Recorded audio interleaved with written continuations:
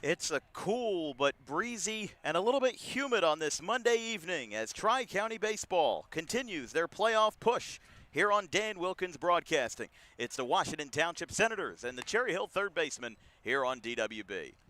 Good evening, everybody. I'm Dan Wilkins. This is going to be a good ball game from a different location than where we were originally scheduled. This game was supposed to be at 6:10 tonight at Folk Field in Cherry Hill, but instead we're here at Rutgers Camden for the umpteenth time because of some heavy thunderstorms that briefly rolled through the area, but enough to soak a lot of fields that use dirt and grass. Well, guess what? Here in Camden, it's nothing but artificial turf, and it's a field that you don't have to turn over with a lawnmower. Tonight, it's going to be the number 3 seed Cherry Hill third baseman versus the number 6 seed Washington Township Senators. A Senators team that actually went pretty close toe-to-toe with a Burlington Township Pirates team that was 12th ranked in the league. So they struggled a little bit versus a team that was a couple pegs lower on the totem pole than the Senators were. Meanwhile, for CHBR, they were one of 5 teams that got a first-round bye, and they'll be playing in this quarterfinal series with the home field advantage, except they're not playing at home tonight.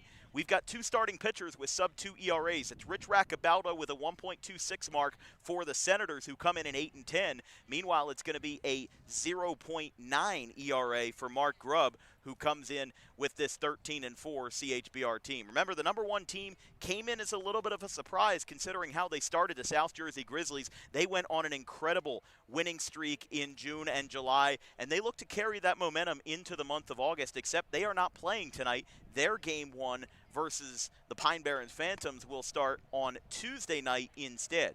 So we've got to throw down to second. We don't have a lot of time left, so we'll tell you. Washington Township and Cherry Hill coming up very shortly on DWB.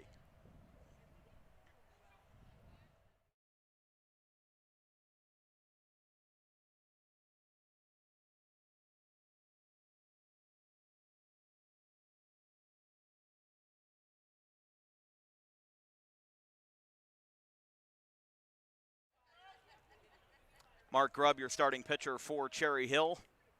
The first pitch is upstairs. We are underway. Grubb coming into the ball game with a 0.45 ERA, 0.89 WHIP in 31 and a third innings. 8 walks, 56 Ks. And this ball is skied into center field. It's hit pretty deep. This one's going back, and it is caught, but it put the ball over the fence. What happened here? I have never seen that before. How did that happen? Are they going to put him at second base, or did he secure the catch? I tell you, I have never seen that before. Phil Sedalis hit a ball to left center field. It hit off the glove of Jake Bartletta. It looked like he caught it, and they're going to call it a home run. Well, we've got a Jose Canseco home run on the second pitch of the game, and it's 1-0 Washington Township. I cannot believe that. I think the argument is, and it doesn't look like that Bones Marciano is going to challenge it, is that the ball was not securely in Bartletta's glove when it went over the fence. So Phil Sedalis just pulled off a Jose Canseco, except the ball didn't hit off his head, and it's 1-0. First pitch is fouled back. Let's take a look at the Washington Township Senators lineup. With manager John DiPietro, you just saw Phil Sedalis of Rowan University in the leadoff spot, Dan Reisel in center field. Rich Raccabaldo is your pitcher in the 3 slot. Kyle Crozier at third base batting 4th. Kyle Shields of Kingsway High School batting 5th. Luke McKenty in left field, look out. A Washington Township grad who is headed to Rowan University. Mark Scarpa at first base, Trevor Sharkey behind the plate, and Alex DiPietro at second base. No balls, 2 strikes on 2 swings to Reisel.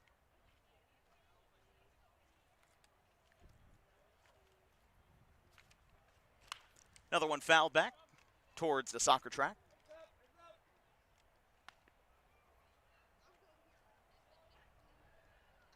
.758 was the first pitch tonight.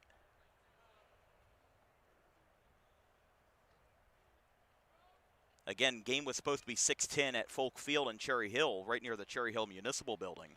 That one skips in, and it gets over the backstop there. 1 ball, 2 strikes. The center fielder, Reisel, out of Kane University in North Jersey. Batting .298 this season, 17 for 57 and .833 OPS. This one is poked out to short. Marcucci picks it up on a hop, stumbles on the dirt, and that will be, oh, everybody's stumbling here. So Reisel fell down and Marcucci fell down on the play. I don't know what happened there. I guess the turf is still a little bit slick from the rain. But we've got a runner on first here as Reisel gets on. It'll be, I mean, you can call that an error on Marcucci, but the thing is that, you know, do you fault the fielder maybe if he lost his footing on the wet turf? But here is Rich Roccabaldo, the pitcher. First pitch. Strike called from home plate. It's 0-1. So a home run and a single, and one of the more unusual home runs you're ever going to see to lead off a ball game. I mean, that home run would have been unusual anywhere, anytime. But Sedalis put a good charge into that ball. Of course, he's used to playing here, being from Rowan University. Playing Rutgers Camden often in NJAC play. Here's the 1-1. One's grounded out to short. Marcucci's got a chance for redemption. He'll go to second for one knee. Throw to first is in time. Double play. 6-4-3. Marcucci turns 2.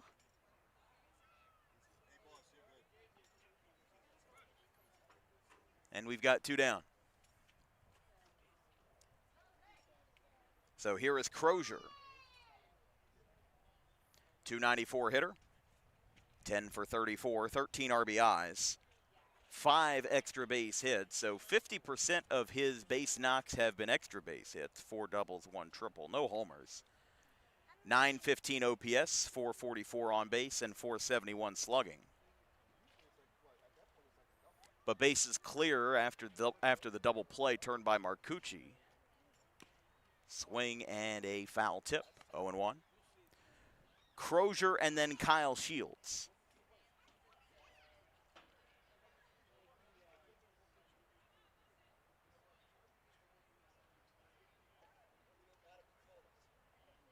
The 0-1. Grubb throwing a lot of strikes to start as that one's fouled back. 0-2. First 3 for Cherry Hill in the bottom of the first inning will be Joey Bogart at second base, R.J. Mestero, the designated hitter, and Jake Bartletta, the center fielder. Bogart and Bartletta, both products of Rowan.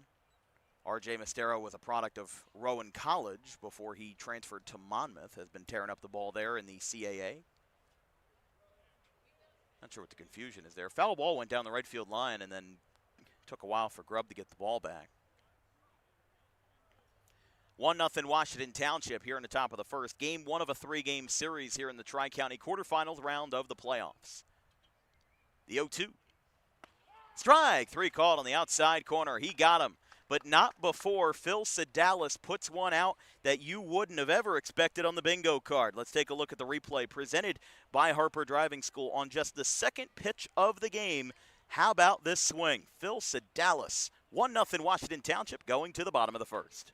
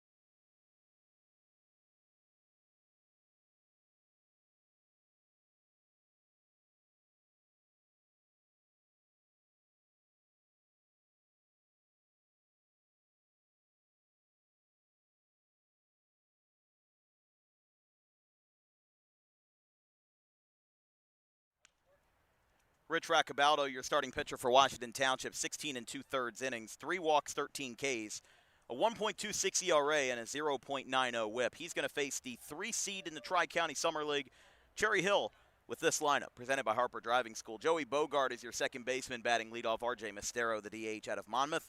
Jake Bartletta, the center fielder, bats third. Jason Bennett is your first baseman in the cleanup spot. Jack Mastero in right field, batting fifth. Nick Sazelka in left, batting sixth.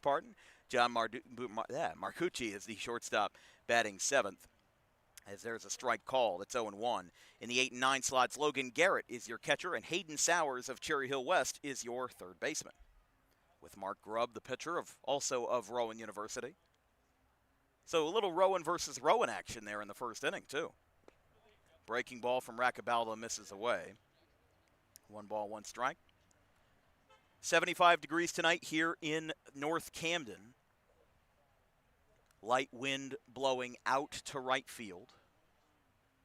But for what it's worth, considering 90% of games in Camden feel like you're in a hurricane simulator, this is actually pretty tame and really nice. Misses away. 2 balls, 1 strike. Bogart had a massive grand slam in the NCAA Division III regional round that helped send Rowan deeper into the playoffs, as that one is low. Rowan baseball has been a top national program for a few years now under Mike Dixon, who was the former head coach at RCSJ Gloucester, at the time Gloucester County College. Basically got a promotion, if you will, in 2014 as the 3-1. Fouled back, look out. That one goes into the Senators' dugout, and it almost got a piece of John DiPietro.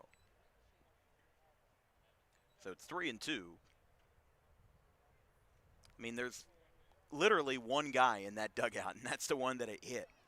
Because Washington Township is only fielding 9 guys tonight. So it is going to get complicated when it comes to relief appearances, and you really hope that Raccabaldo can go as far as he physically can. As that one's fouled back to the right side, still 3-2. As we said in the open, there was some strong rain that came through around 4 o'clock, 4:30 this afternoon. And it was around that time that a decision was made to move this game to Rutgers-Camden for an 8 o'clock start. So call it DWB after hours, if you will.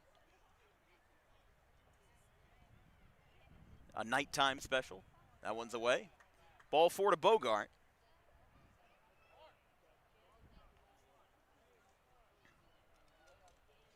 And here is Mastero. Mastero, the older brother of Jack Mastero.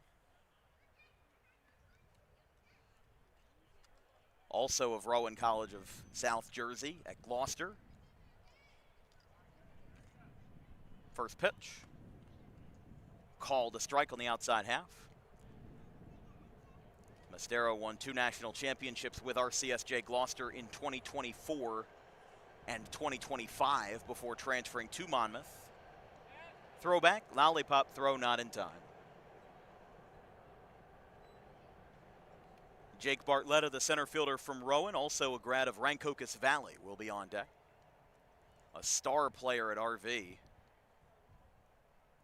That one gets away. Sharkey's got to go grab it. Bogart on his horse down to second, but he doesn't advance further.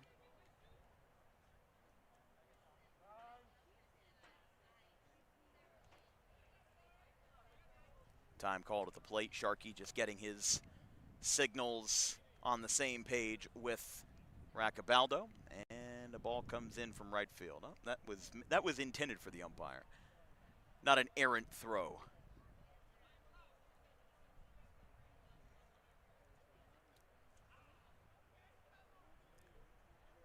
We do have the Pittman Bad Guys and the Haddonfield Rough Riders scheduled for tomorrow night. However, it's kind of scheduled in name only because it looks like it's going to rain cats and dogs tomorrow. The game is scheduled for 7 o'clock at Alcyon Park for Game 2 of their series. However, like we said, good chance that we don't play tomorrow. One jammed foul just over our heads by Mastero on the Delaware Avenue behind us. Count is 1-2.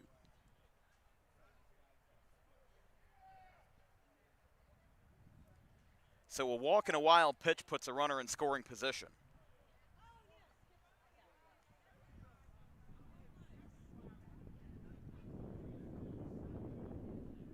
One ball, two strikes. Breaking ball, jam shot to the pitcher. It's going to go past Raccabaldo. He'll have an underhand flip. It is in time.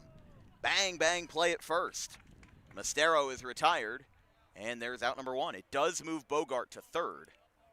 So it'll be a 4-3 ground out.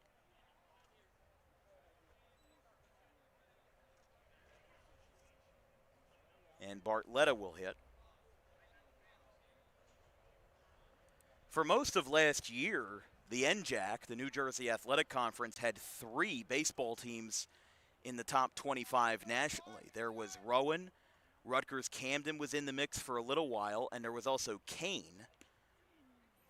But also Montclair State was a nationally ranked program for a decent bunch as well. So Division III college baseball in New Jersey is most certainly alive and well, and I'd say the NJAC is one of the most competitive conferences in the country. As a ground ball hugging the line at third, throw by Crozier is in time, and because it hugged the line so well, it actually holds Bogart up at third. So 2 away. Let's take a look at that bang-bang play at first with R.J. Mastero, the batter. It's going to be tough to see here.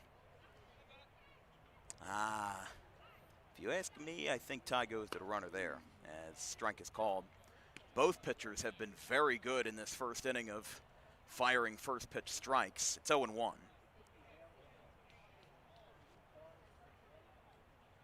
Batter is Jason Bennett,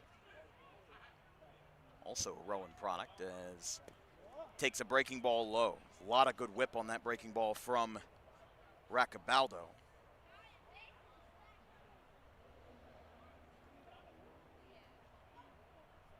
Bennett this year hitting .516, 16 for 31, 1.370 OPS. Popped up, first base side. This one will go out of play. And it's 1-2.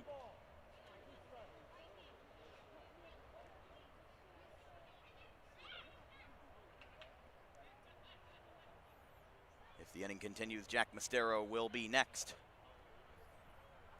In the 5 slot for Cherry Hill, Raccabaldo delivers. Fastball upstairs, he got him. Gets a swing and a miss, and the inning is over. So Cherry Hill leaves the runner on third after a leadoff walk, a wild pitch, and a ground ball to move him within 90 feet. He does not get to touch home. We go to the second. It's the Senators 1 and the third baseman 0.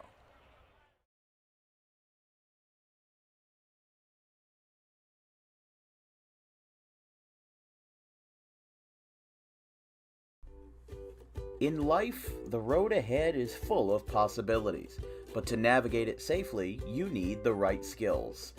Harper Driving School is the premier driving school serving Gloucester, Salem, and Camden counties. With experienced instructors, many of whom are teachers in local schools, we are dedicated to your success and will help you master the road with confidence.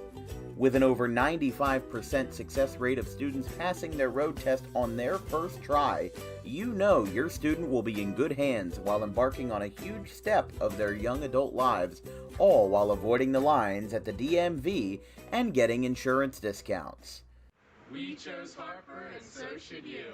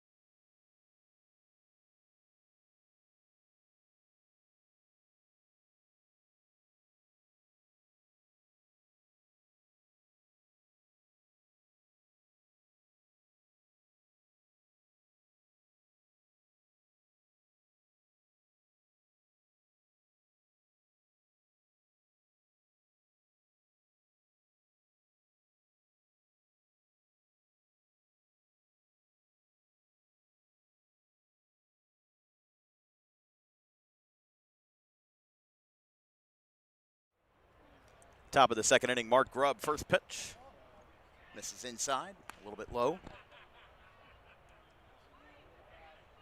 To the leadoff man, Kyle Shields. Leadoff home run in the first, the only score so far. Off the bat of Phil Sedalis. 1-1.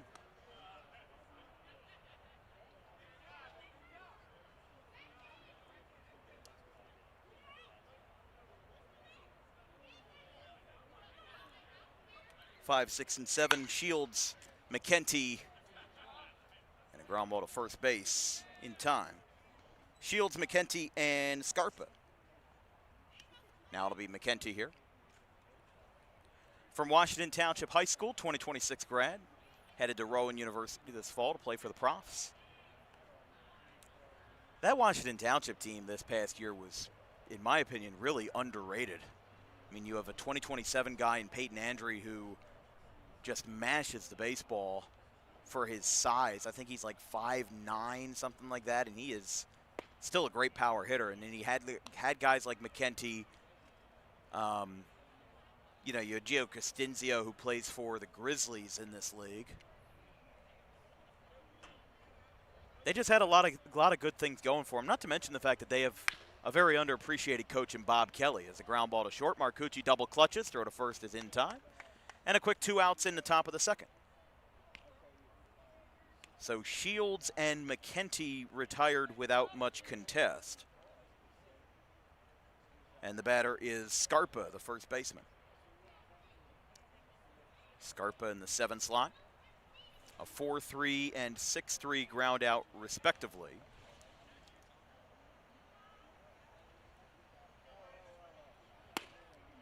Call the strike on the fastball.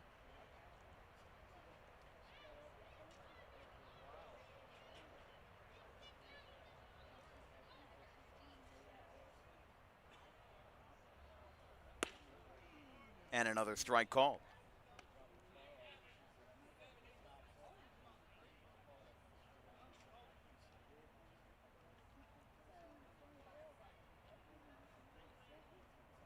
Scarpa, also from Washington Township High School, is a ground ball to first.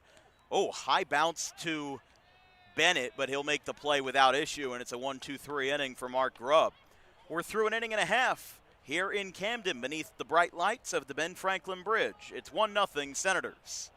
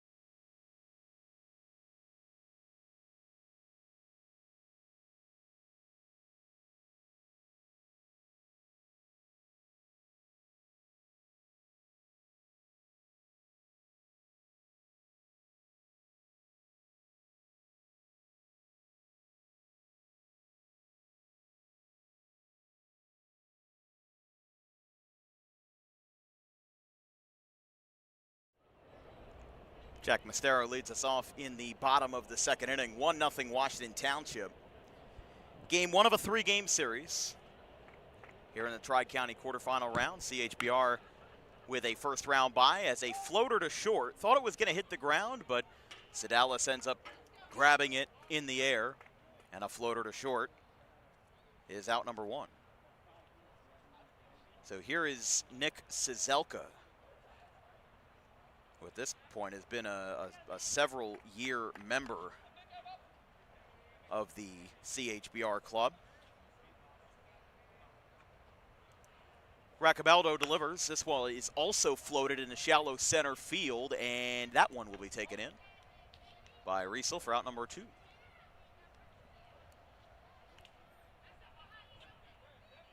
Remember, Washington Township, the 6th seed, had to defeat 12 seed Burlington Township in the first round, in the play-in round, if you will. They beat them 2-0. They beat them 5-0 in game 1 and walked it off 2-1 in an 8-inning game 2. There's a strike call. Or I guess it wouldn't have been a game 2, a walk-off, because it was at Burlington Township. So I guess you could say a game winner on the road. Marcucci, the batter. And he'll take a ball off the ankle, and he'll go to first base. Marcucci, the Paulsboro High School grad. Also spent a year at Rutgers-Camden. And unfortunately for that catcher in the on-deck circle, he's got to take off all his gear and get back in the batter's box. It's Garrett.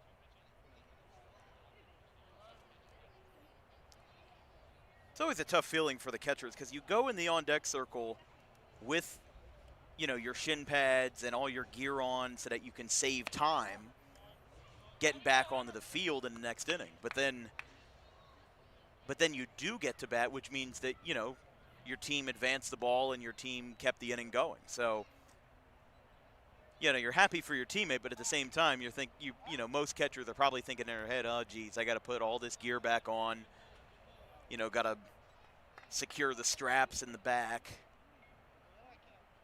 That is a time-consuming process for most catchers, as this ball is popped up by Garrett. Over towards third, Crozier makes the catch, 2 hands, and squeezes it for out number 3.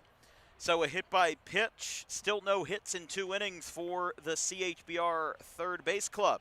We go to the third here in Camden. It's the Senators 1 and Cherry Hill 0.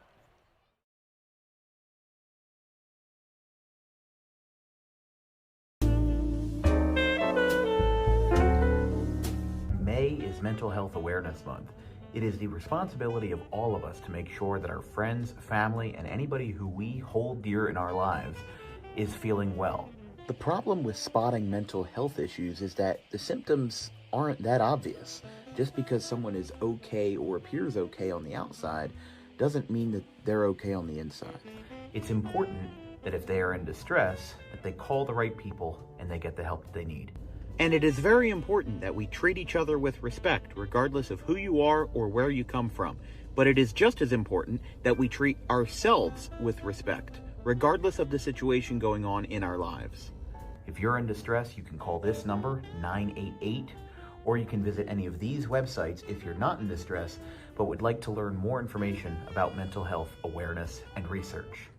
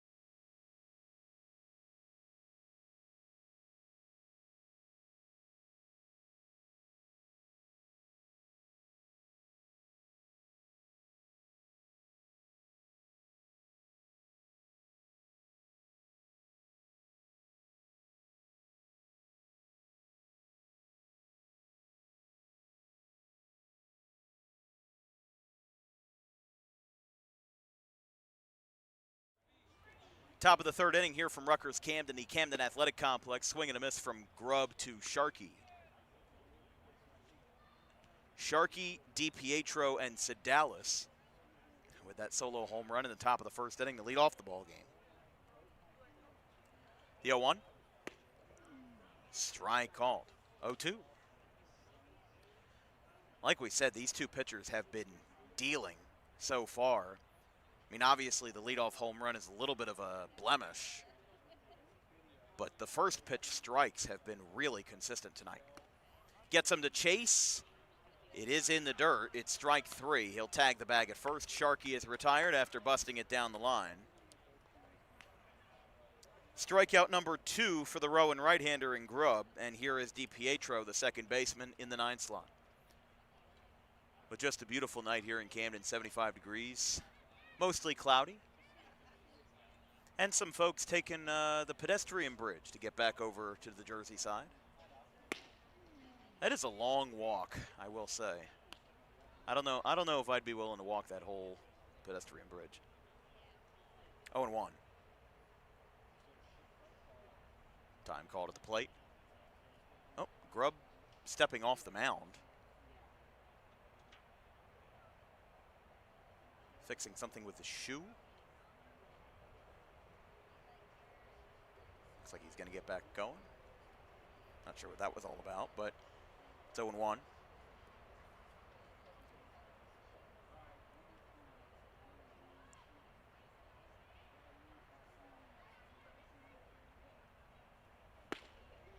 Strike on the outside corner, 0-2.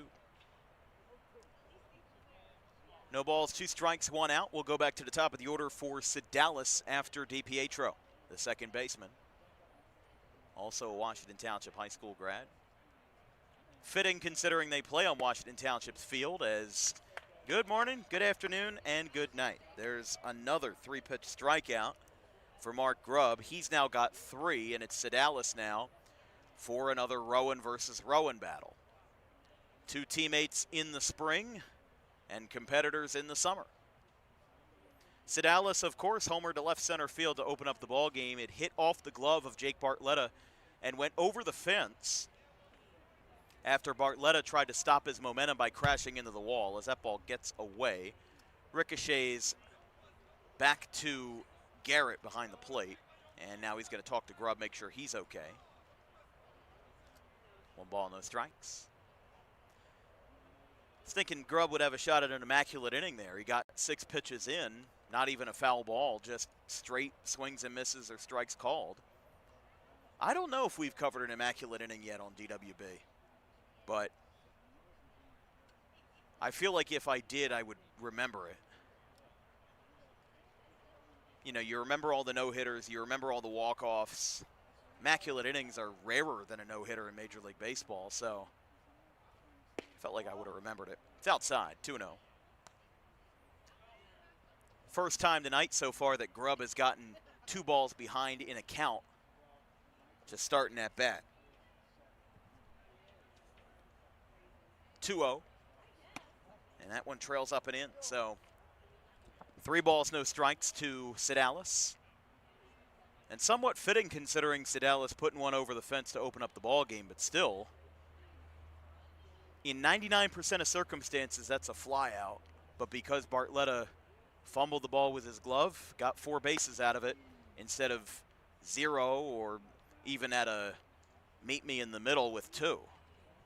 I was a little bit surprised that they called it a home run instead of a ground rule double, but I think that us having the replay and us having the hindsight of where that ball landed and where Bartletta was in his stride. Ball 4, 5-pitch walk to Sedalis. And the Rowan shortstop and the Senators shortstop reaches base for a second time. Here is Dan Reisel, the center fielder, also of Kane. I had been mispronouncing that university's name for so many years. I had been pronouncing it as Keene University, but it is Kane, like a walking cane. There's a swing and a miss. 0-1.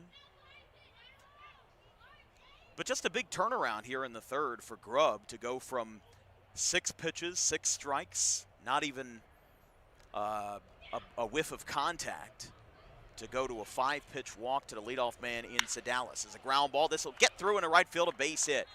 Mastero picks it up. He'll fire it in on a step. And we've now got 2 runners on as the Senators strike for their second hit of the night.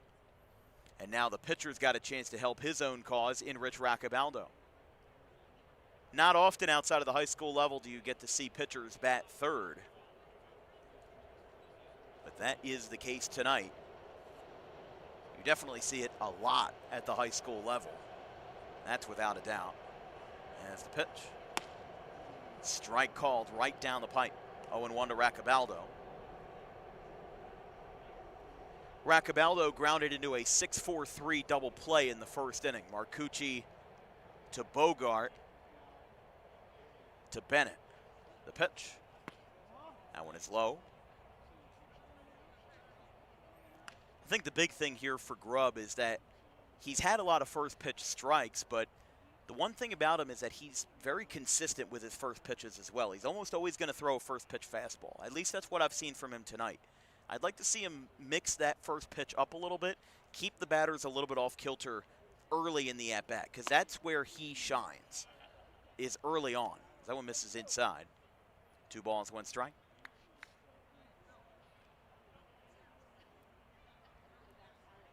Because it only lasts so long before word gets around that that's what you're throwing on the first pitch, that's what's to sit on, and that's what's to expect. It's a 2-1. Jammed foul, hits the top of the dugout and rattles into the Cherry Hill dugout. It's 2-2. If the inning continues, Kyle Crozier will be next in the 4th slot for Washington Township. And for Cherry Hill in the bottom of the 3rd, it will be 9-1-2. Sowers, Bogart, and R.J. Mestero.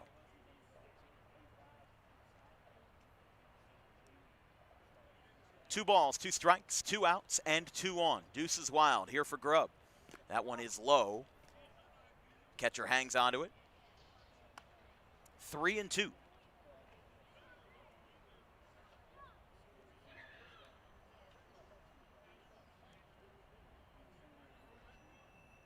But here in the hustle and bustle of Camden, near the river line behind us, in front of us every 15 or so minutes, you see the Patco head over back to Walter Rand Transportation Center.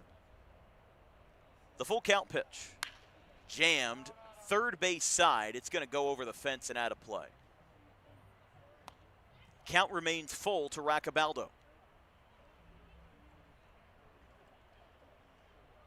But 1-0 so far. This is the first chance since the first that the Senators have had to extend their lead after Phil Sedalis cranked a solo home run out to left center field, hit off the glove of Jake Bartletta and trickled over the fence. As the 3-2. Low, that's ball 4. Runner's going to go to third, but it's a moot point anyway with, or no, excuse me, that it is 3-2 now. My apologies. I miscounted something there. I'm not always perfect.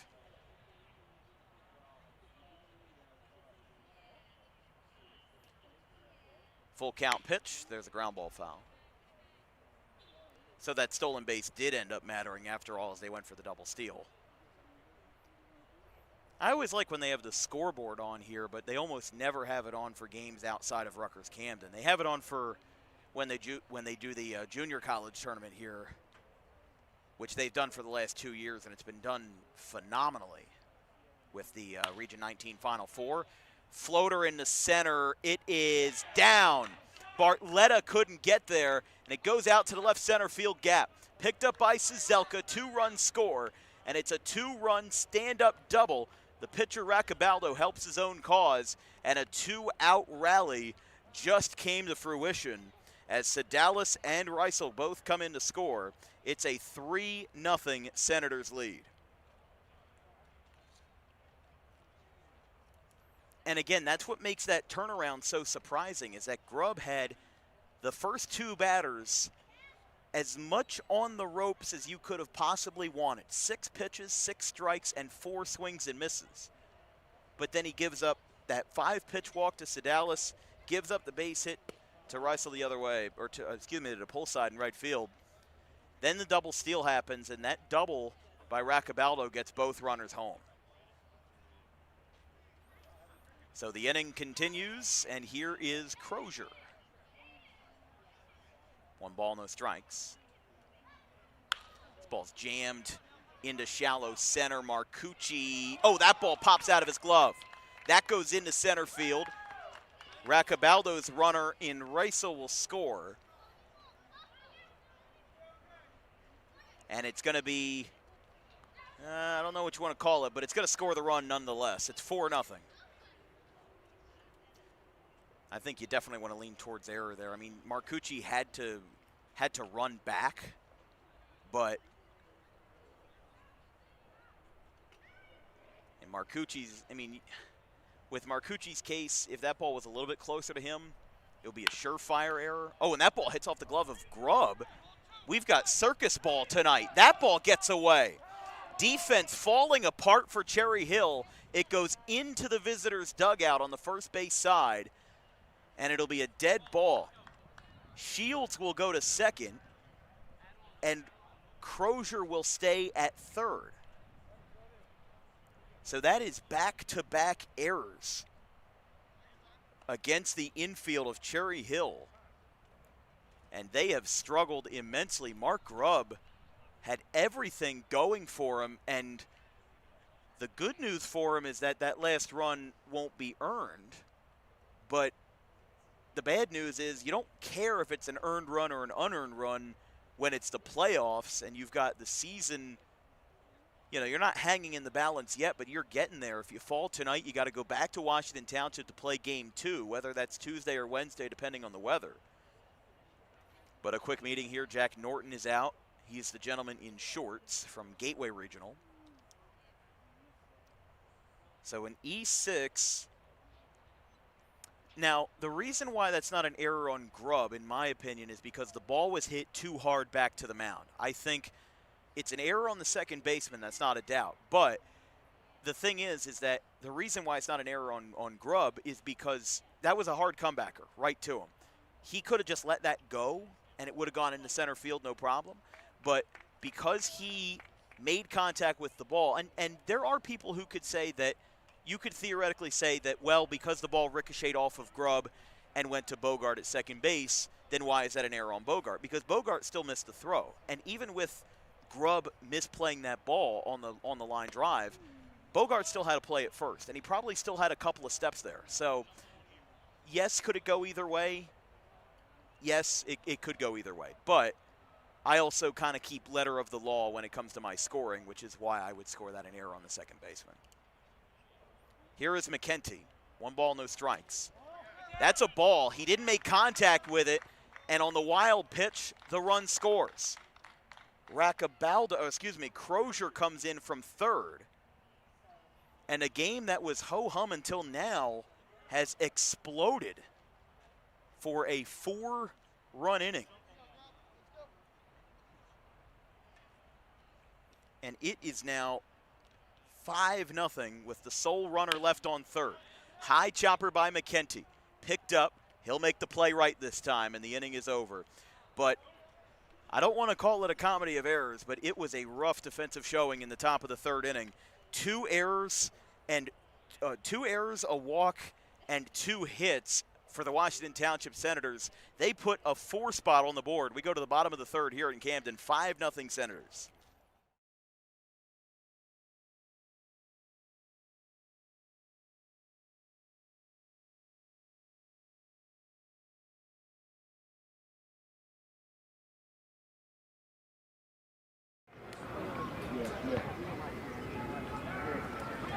Jack Mastero, 2 for 3 with a strikeout, a double, and a single. Looking to play hero. He's going to line this one into right center field, and that's going to drop. That's going to do it if they don't get a throw down. Mastero's going to second, and Danza's coming home. Sectional champions, Gloucester Catholic. They do it in a walk-off fashion as GC with Mastero playing hero. An unbelievable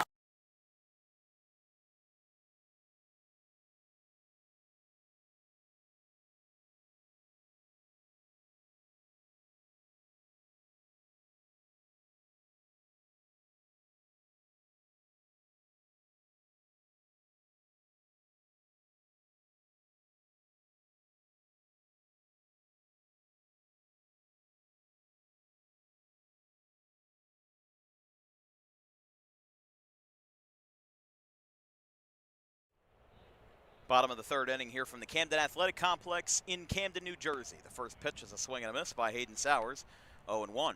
This broadcast is brought to you by Harper Driving School. Over 90% of students who take their New Jersey State driving test with Harper pass on their first attempt. You can book an appointment today at Suite 4 of the Total Turf Complex in Pittman, New Jersey at 614 Lambs Road, just minutes from Route 55. Ball outside, 1-1.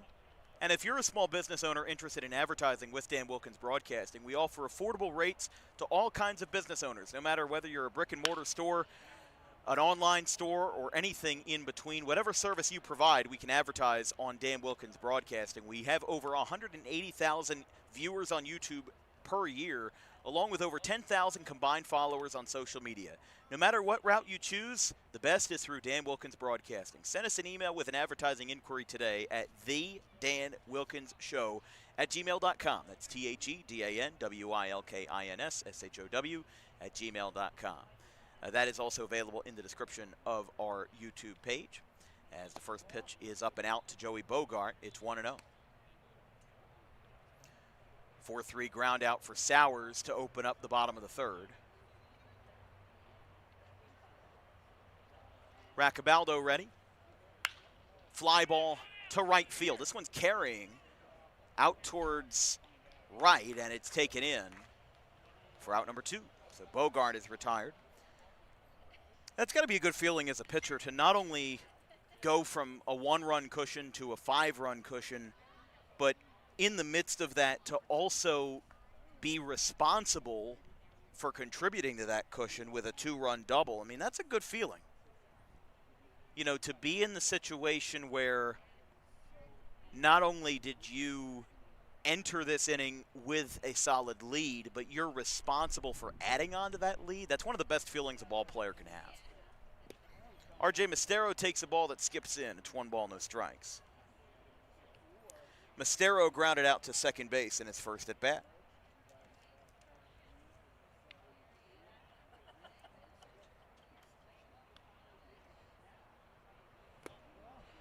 Low, 2-0.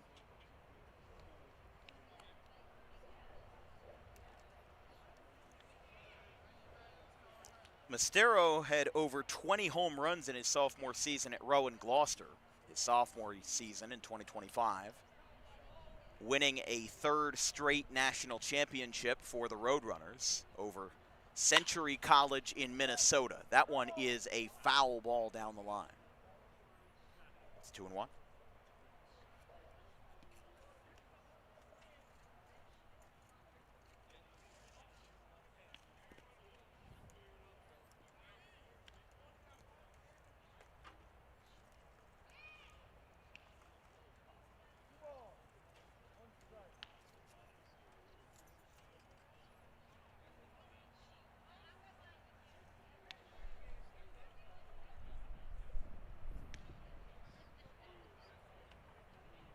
Got some light on the batter's eye here at Rutgers Camden's complex outside.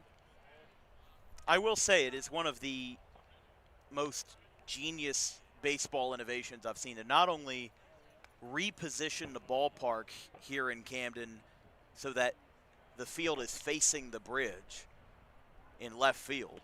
That's ball 4 to Mestero. But even more so that center field is lined up with the pillar of the Ben Franklin Bridge to create a kind of batter's eye out there. Batter will be Bartletta. Because if you look at photos from Campbell's Field, or if you have been there and you remember, the field was rotated about somewhere between 70 and 90 degrees to the right. So you'd really have to turn. Oh, wow, that ball almost hit Raccabaldo. It either grazed him or it just missed him, although Sharkey's got a smile on his face, so I think it did miss Raccabaldo. But he lost his grip on the throw, and it's a stolen base for Mestero.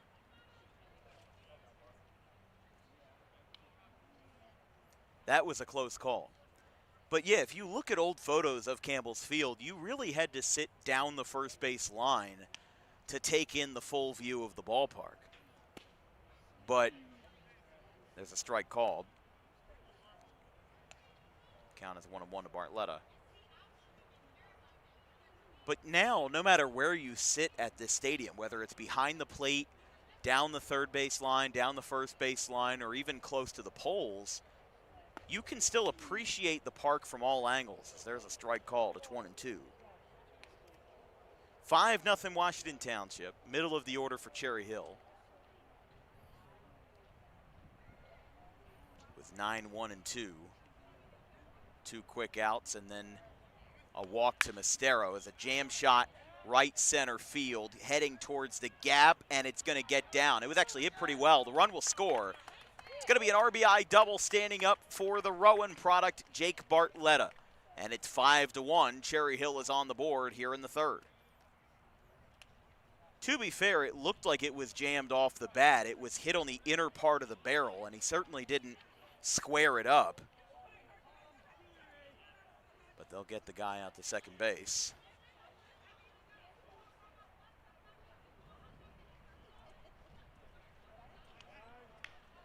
So the batter will be Bennett.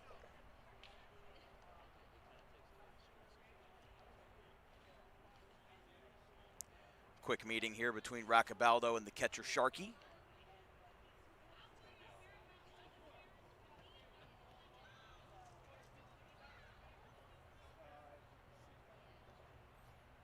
Making sure they're on the same page.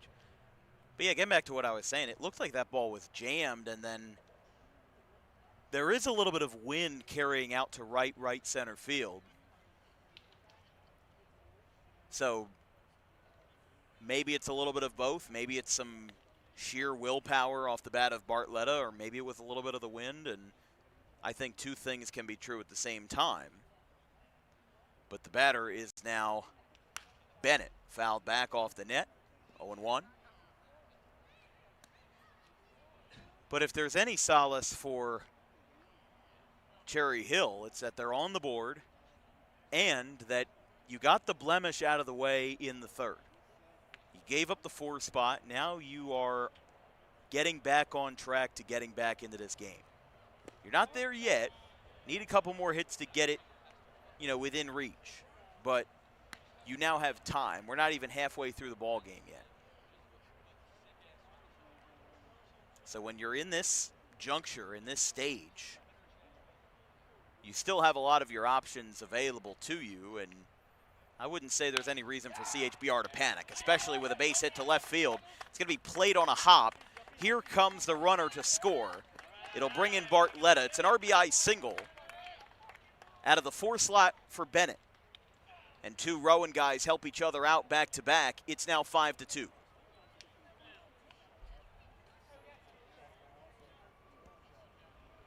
So here is Jack Mastero now,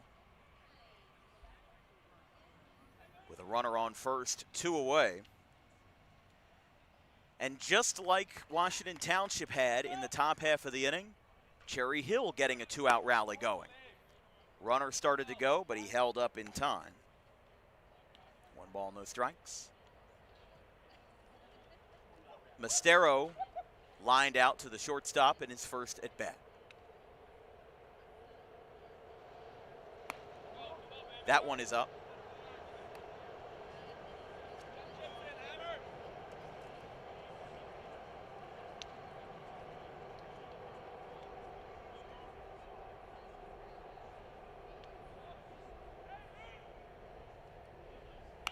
Popped up over towards first base. This is a towering fly ball. Oh, and he missed it.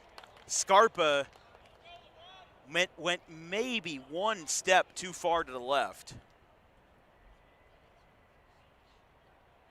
And it's a foul ball. Sometimes you're given a second chance.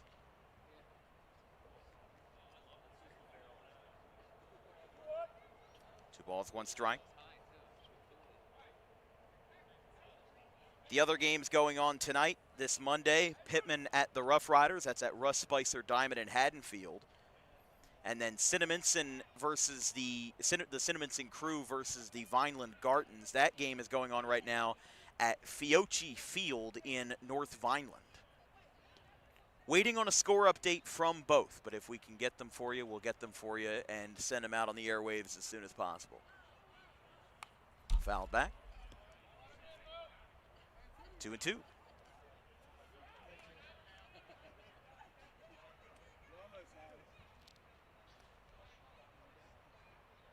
Nick Cizelka on deck.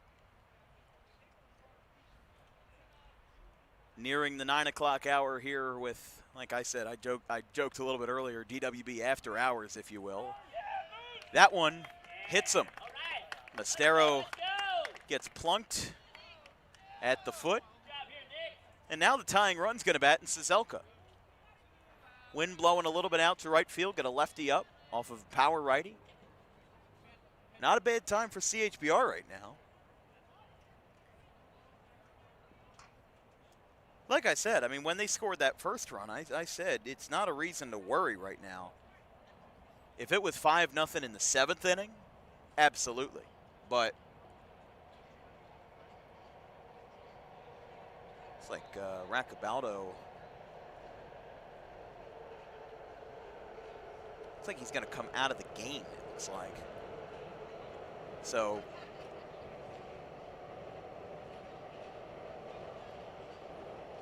yes, we are going to have a position change. Mark Scarpa is going to come in the pitch after 2 2/3 by Raccabaldo. And it'll just be a 1-for-1 swap. We'll see Rich Raccabaldo go to first base. We'll take a quick break. 5-2 in the bottom of the 3rd.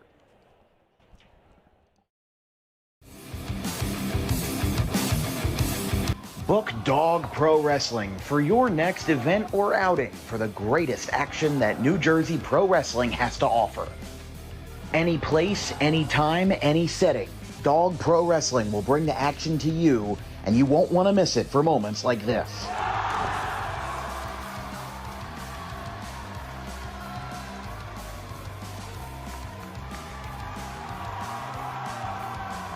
But don't just take it from me. Take it from Max Mundo, the Dog Pro Wrestling ambassador. This is Max Mundo with Dog Pro Wrestling. Are you a civic organization, sporting club looking to fundraise? Then look no further to Dog Pro Wrestling. We do grand openings, corporate events, and much more. And why not from some of the wrestling talent themselves? I'm Vinny the Fixer, and I'm the champion of Dog Professional Wrestling. If you want to book the best, come see us. We're the cream of the crop. We'll come to any fundraiser you can think of. Just name the place and we'll show up. This is the upstanding Dylan Mesh, and for the entirety of my professional wrestling career, dog wrestling has been a mainstay for where I like to wrestle. So you can believe me when I say that it is quality. And I'm upstanding. I'm the only opinion you need. Yeah! It's your boy Gabriel Hodder here with my man Matthew Oman, and if you want your events to be all fight, no flight, then book Dog Wrestling so you can witness true primal fear. Woo!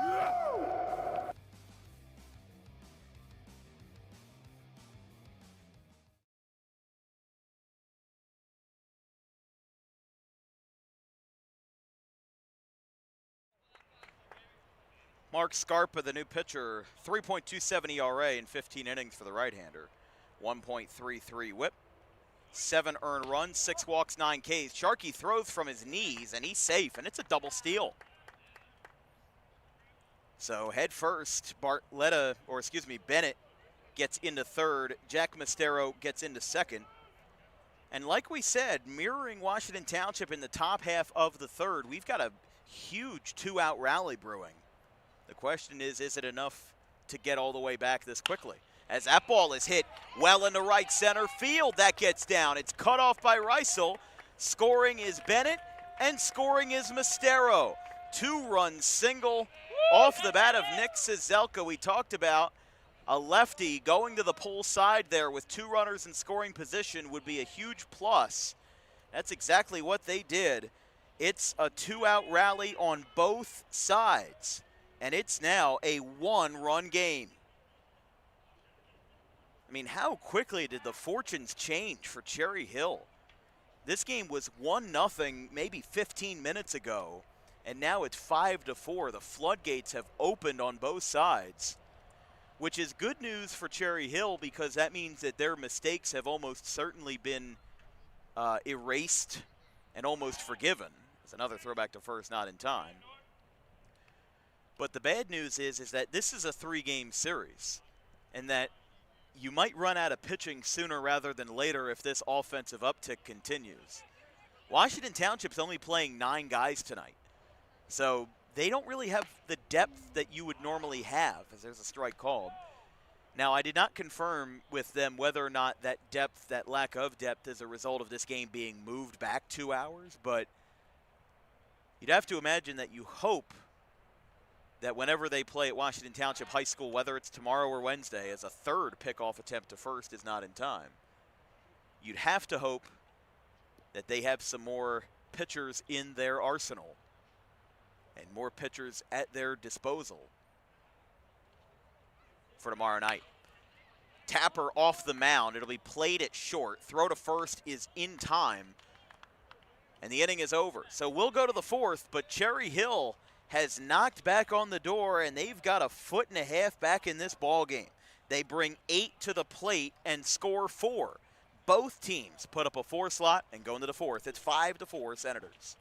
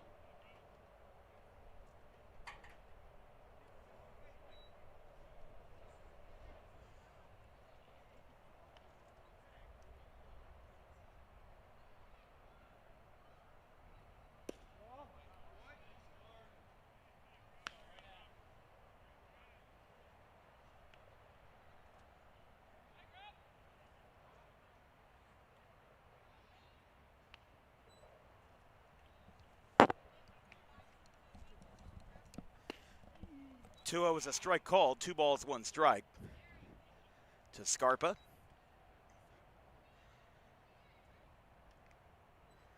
Seven, 8, 9. Scarpa, Sharkey, and DiPietro for the Senators.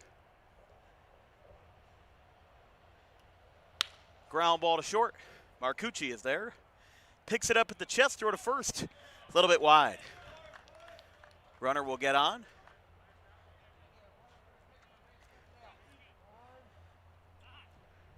Just a tough play there. Marcucci had to grab it up at his chest, and first baseman couldn't scoop it either.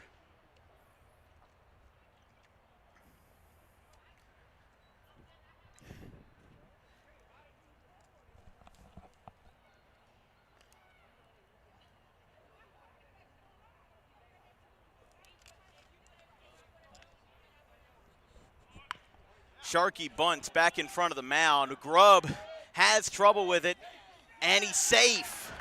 Bounce throw to first. Grubb had trouble with it. And the defensive woes continue for Cherry Hill tonight.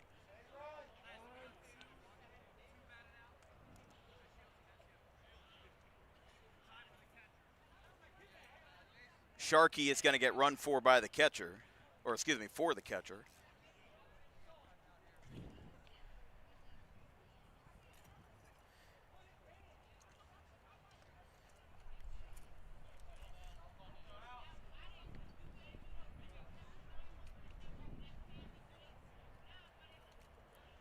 Here's DiPietro in the 9 slot.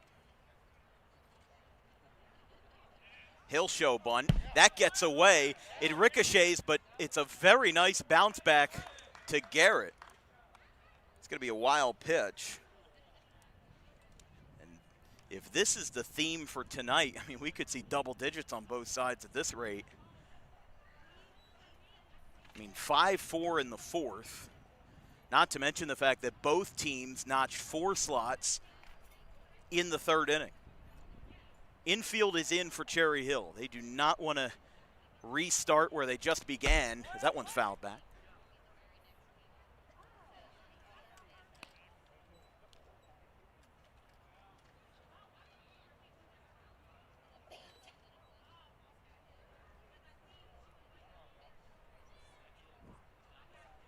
Ball, 1 strike, DiPietro. Sedalis on deck. And you really don't want to have him hit with the bases loaded.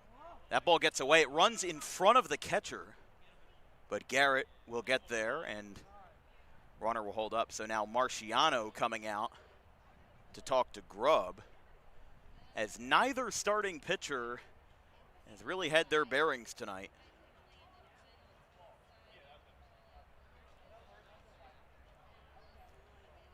They did have a right-hander warming up, so I think they're going to ask Grubb if he wants to stay, or maybe they just want to talk to him. I don't know, but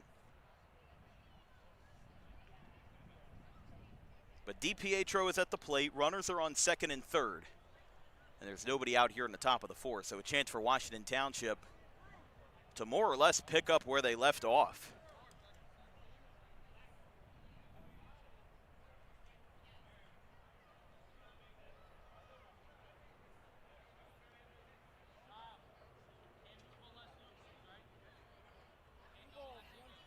Two balls, 1 strike.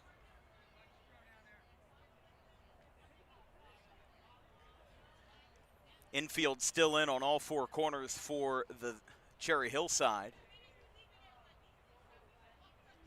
DiPietro struck out swinging in his first at bat. And the 2-1. High chopper. This is going to bounce awkwardly on the turf. Marcucci looks back at third. Throw to first is in time, but the run will score. RBI ground out of the 9 slot for DiPietro, and it's now 6-4 in favor of the Senators. So 1 away here in the top of the 4th. Sharkey's runner moves to 3rd. And we now go back to the top of the order for Sedalis. For the 3rd time today, away on the breaking ball. Sedalis homered to left center in his first at bat.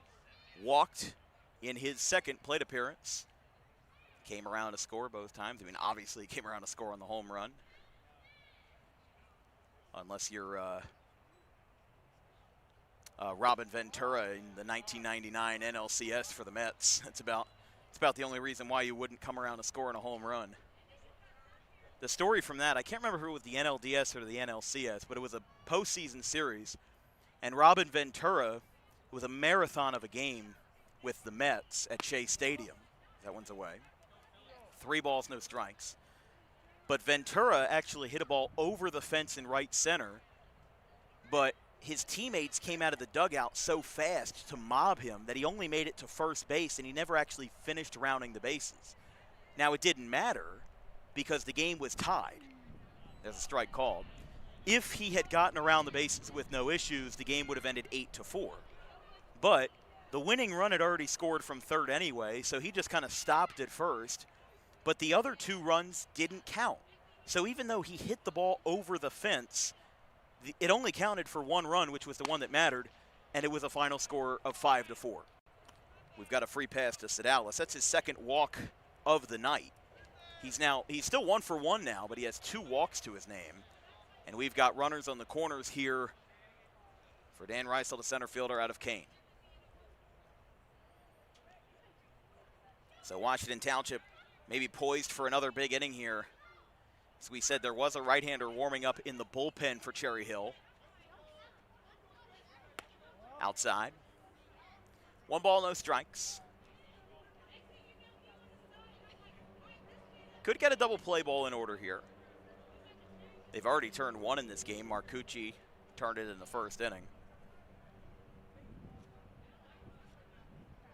1-0 from the stretch. Ground ball. This could be 2. Bogart will not go to second. Instead, he'll go to first. The run will score. I would have liked to see him try to at least get the out at second there and get the lead runner.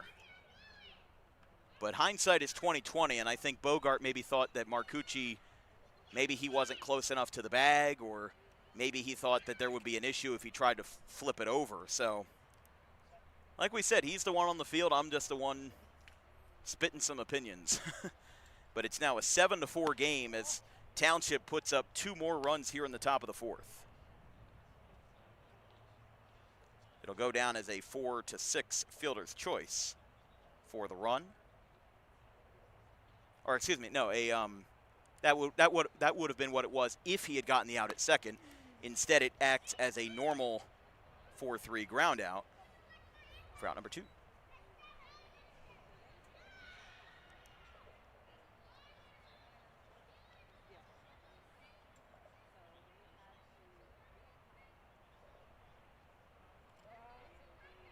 Time called.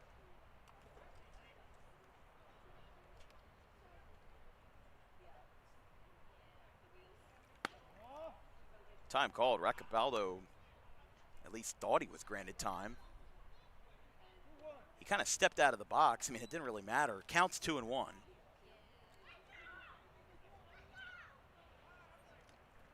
Yeah, I think Racabaldo started to step out. Outside, 3-1.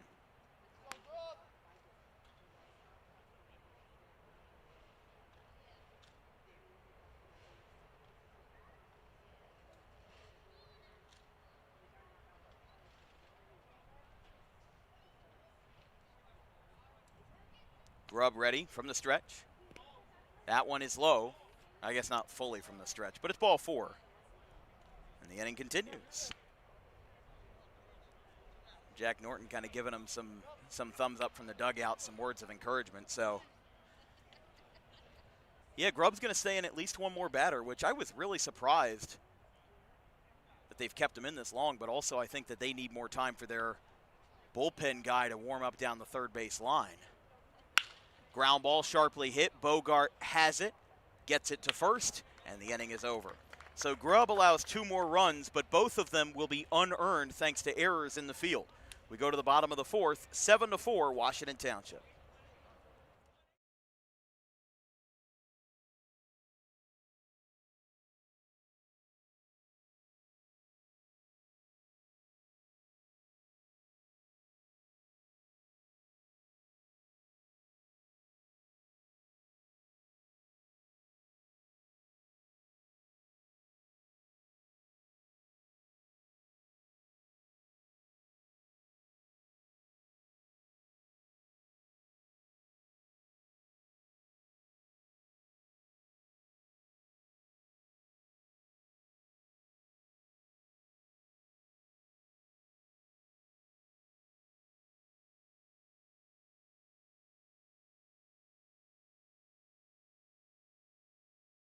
Jersey is the number 2 seed. As we said, they beat Manville 19-0 in the first round, which was even larger than Audubon's 16-0 win over Paulsboro as the 1 seed in the first round. That one's hit out towards center field straight away. Oh, she misjudged it. Got over her head in center field. Now this one's got a chance to be 3 bases for Spire.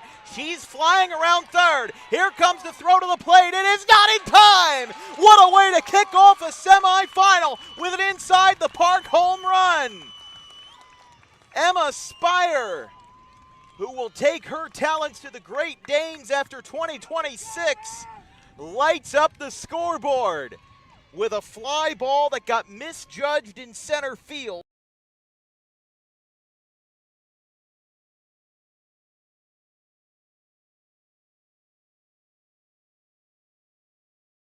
Doubleheader reached first on an error.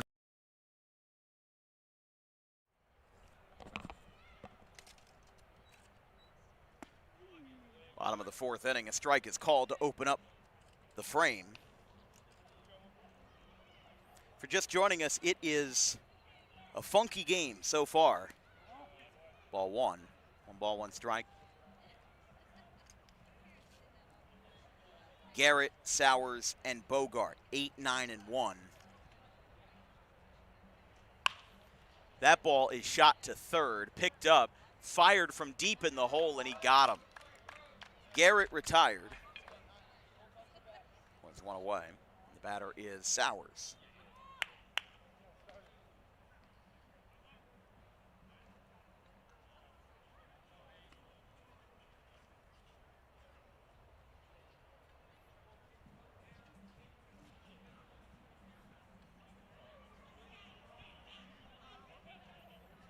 Sowers swings and misses. He's 0 for 1, grounded out to second base in his first at bat. It was a 1-0 game for a little while. Scoring started with a Phil Sedalis home run to left center field. It hit off the glove of Jake Bartletta and got over the fence. Whether or not you think it is a home run, maybe could go either way, but that's the way it stood. But then there was a lot of silence until the third when both teams traded off 4-run, 2-out rallies as a fly ball to left is out number 2. So I think the thing we've learned in this game, and not only that, but Washington Township's most recent runs where they scored 2 in the top of the second also came with 2 outs, is that your best chance of scoring in this game is when you have 2 outs, which is a really backwards thing to say because you almost never see that. But that's been the case tonight. Like we said, in the third, Township scored 4 with 2 outs. And in the bottom of the third, Cherry Hill scored 4 with 2 outs. So, again, that just seems like the theme tonight. It's been a very weird ball game. But a swing and a miss to Bogart makes it 0-1, and now Scarpa delivers a foul tip, and it's 0-2. If the inning continues, R.J. Mestero will be after him. In the top of the fifth, it would be 5, 6, and 7. Shields, McKenty, and Scarpa for the Senators as they try as the 6th seed to start their path back to a second straight Carter Cup appearance here tonight. Swing and a miss, he got him. 3 pitches and a swing and a miss ends the inning for Bogart. The Senators will go to the 5th with a 3-run lead. It's 7-4 after 4. Doubleheader reached first on an error in the first at-bat of Game 2. This one's lined into center field. Slider going over. He dives. Did he make the catch? Yes, he did. Ryan Slider makes the catch. Not on a slide, but instead on a dive. 2 away.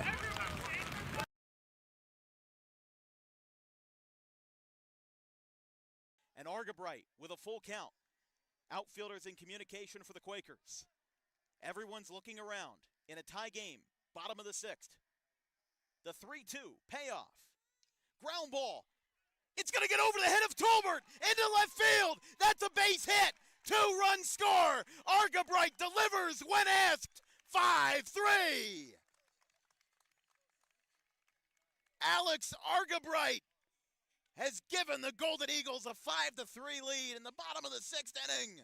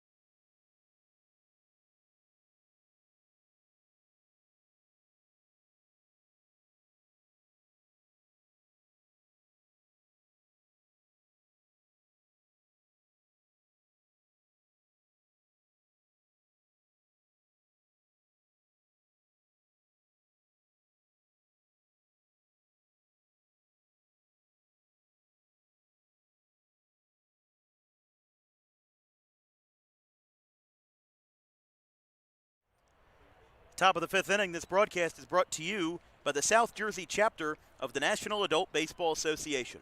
Registration is open for the fall season of 2026 with divisions in the midweek and the Sunday League.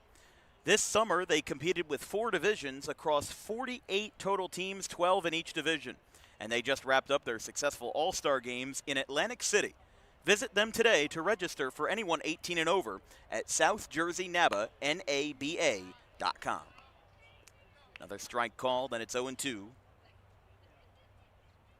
Shields, McKenty, and Scarpa. 5, 6, and 7 in the top of the fifth. Cherry Hill went down in order in the bottom half. Line shot. Marcucci waits for it, spins, fires, and it is in time. That bounce throw doesn't always work on a grass field, but when you're dealing with the almost frictionless turf, he was able to make it work, and there's one away. Speaking of South Jersey NABA, we saw an effect like that come into play in Friday's midweek division All-Star game, which was played at Poploid Stadium. The famous to some, infamous to others, blue turf. Blue and bright red turf in Atlantic City. That one misses to McKenty. 1 ball, no strikes. And mostly it's because a lot of players are not used to playing on turf, but the younger generation, I say the younger, my generation of players, even if you don't play on the turf at the high school level, you've almost certainly played on it if you play travel ball, some kind of summer American Legion. At this rate, there's really probably a small batch of players who have not played at least a handful of times on a turf surface. That one's outside.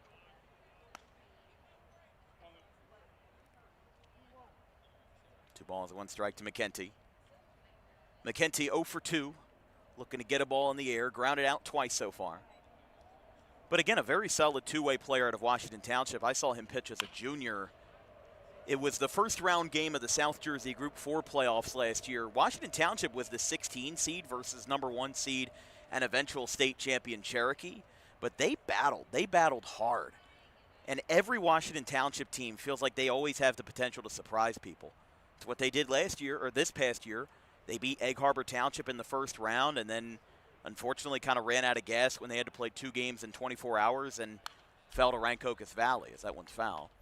We were at that Rancocas Valley game, and it was a 10-0 final. But, again, I give a lot of resilience to Washington Township because, again, they are a team that is underrated every year. They always grab a couple of surprise wins in the always so hard to get Tri-County Royal. I mean, when you're playing GC, Clearview, Kingsway, and even GCIT, and even Williamstown. I mean, I just named every team in that division that's not Washington Township. It is, bar none, a top 3 tough division to play in South Jersey at the high school level.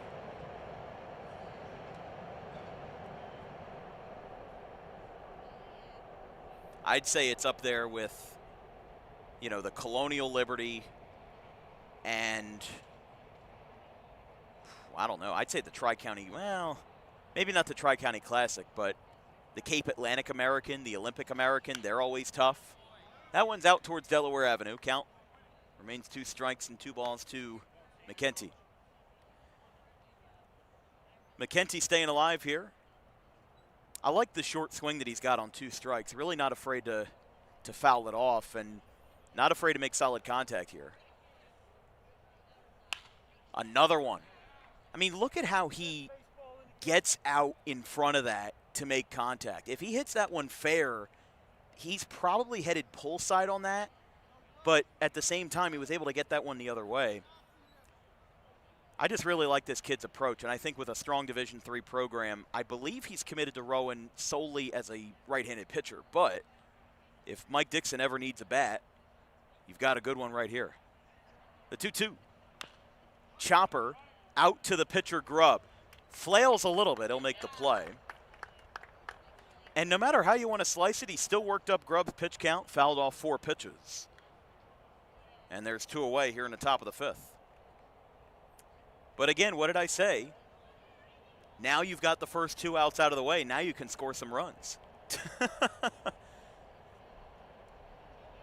It feels like an oxymoron to say that, but that's really how it's been tonight. Every single run in this game, except for Phil Sedalis' leadoff home run on the second pitch of the game,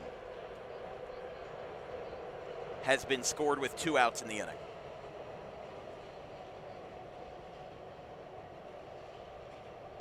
Listen, I'm not a betting man, but I was in Atlantic City this weekend. Hearing numbers like that, I would say follow the odds. Strike is called to Scarpa, and it's 0-1. 2 outs, nobody on. Surprised to see Grubb out here so late, but Cherry Hill needs to save the pitching if they have to go to a Game 3 in the series. Remember, the quarterfinal series, everything from here on out in the playoffs is scheduled for Monday, Tuesday, Wednesday. Of course, weather can throw a wrench into things, and looking at the forecast tomorrow, it almost certainly will throw a wrench into things. But Game 2 would be played whenever it is at Washington Township High School. Check swing, no appeal. It's 1 ball, 2 strikes. Sharkey after him. If we go to the bottom of the 5th, it would be 2, 3, and 4. R.J. Mistero, Jake Bartletta, Jason Bennett. Strike 3 called. On the outside corner, Grubb picks up another strikeout. It's his first since the 3rd and his 4th of the night. But Grubb gets back into the groove, and for the first time since the 2nd inning, picks up a 1-2-3 frame. Cherry Hill looking to get back into the swing of things. However, they've got the meat of the order. Let's see how they attack in the bottom of the 5th inning here from Rutgers Camden.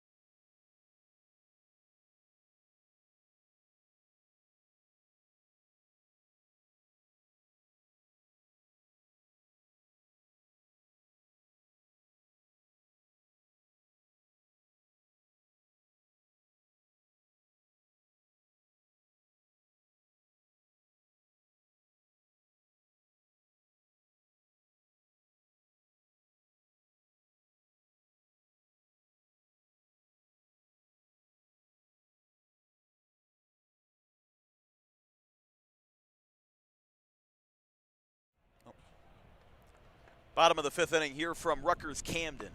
I'm Dan Wilkins of Dan Wilkins Broadcasting. Ball is outside to R.J. Mistero.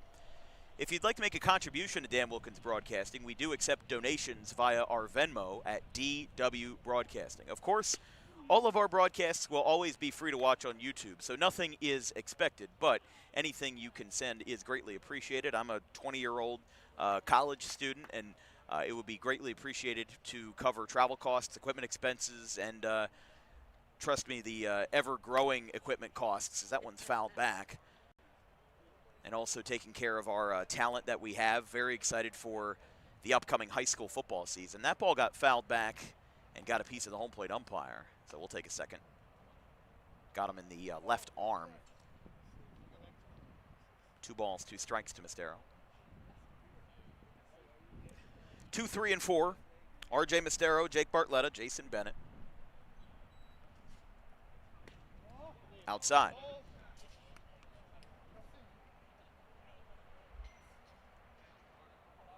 He's on his horse. Somebody give him a. Somebody give Jack Norton a 40-yard test right there. That was a good one. Look out.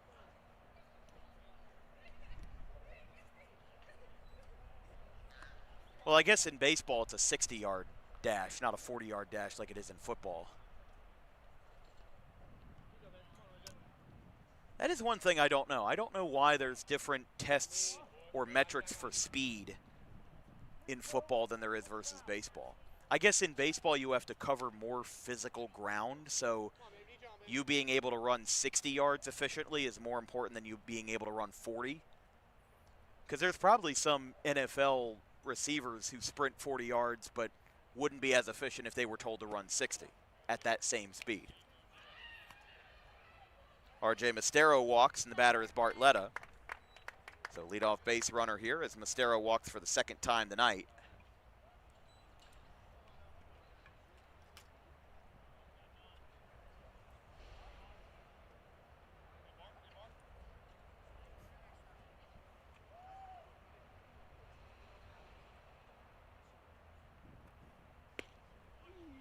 Strike called.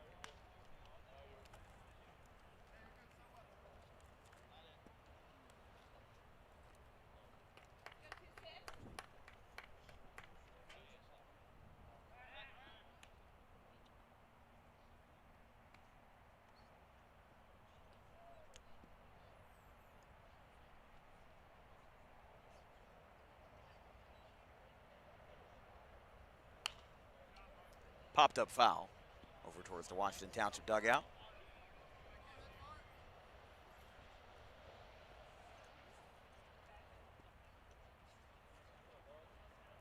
Two strikes on Bartletta.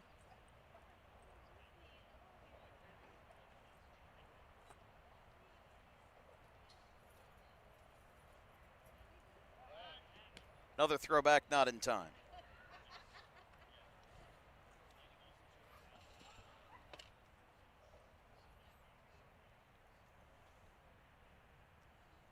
Scarpa ready, second pitcher on the hill for Township this evening. That one's up.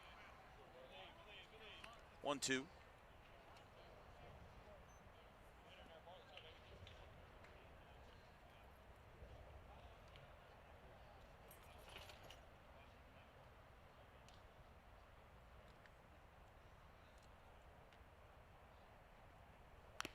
Fouled back, got a piece of Sharkey.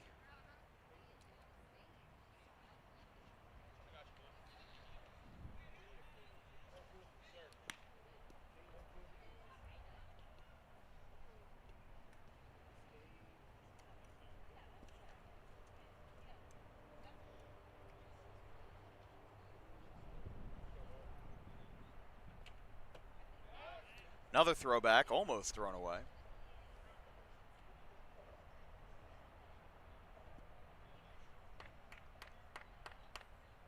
Runner on first, nobody out. And the pitch. That one is high. Full count to Bartletta. 3 balls, 2 strikes. But here on a late night in Camden with the storms having passed. Hold on here. Second base umpire is a 2-2 count. And okay, that's what it'll be. It'll be back to a 2-2 count. Yeah, the first baseman, Racabaldo, came off and said he thought it was 2-2. Fouled back. Oh, that one almost went through the netting at the crease on the right side. I've seen that happen a few times.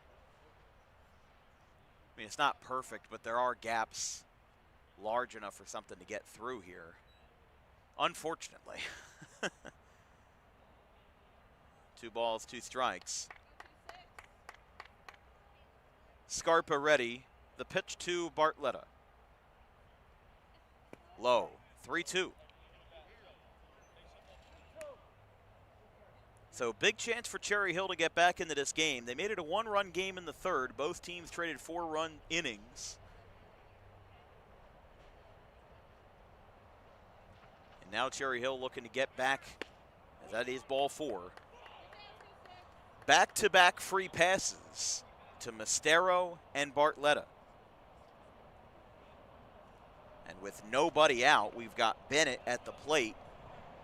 I mean, you're in a bit of a middle-of-the-road situation here because you do have a double play ball at stake, but you've still walked the first two batters, and it could be a difficult situation to handle here. Popped up, out to shallow right field. It's caught in right. Nice play, and that's out number one.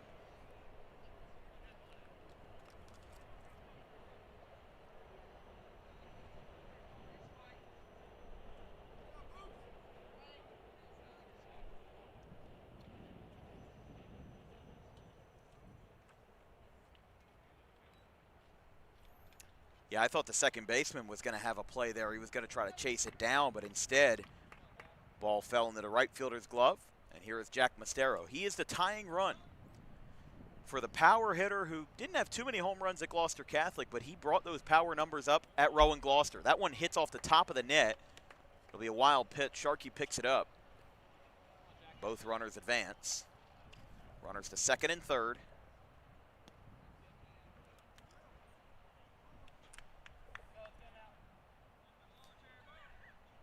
By the way, we do have a score update from one of the other series. Pittman leads the Rough Riders 4-0 in the sixth inning.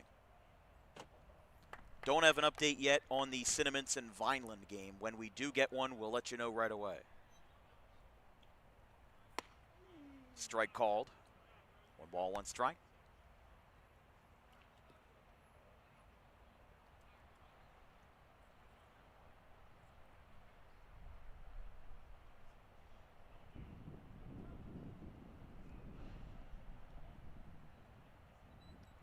Scarpa delivers. Fouled back. And it's 1-2. Nick Cizelka, who had a 2-run single in his last at-bat, is next. And I'm sure if you're Cizelka, you'd like to see the bases loaded here, but at the same time, wouldn't be too bad of a predicament to have yourself a 1-run game instead of a 3-run game.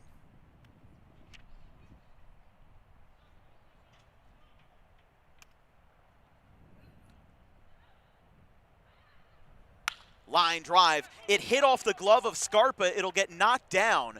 The run scores. That's going to be a 1-4-3 ground out as it flailed off the glove of Scarpa. And again, this game has been full of oddities tonight. But it brings home run number 5 for Cherry Hill. And it's a 7-5 game. It leaves 1 runner on third. That being Bartletta. And now Cizelka will bat in a 2-run game. He is still the tying run for Cherry Hill. Outside.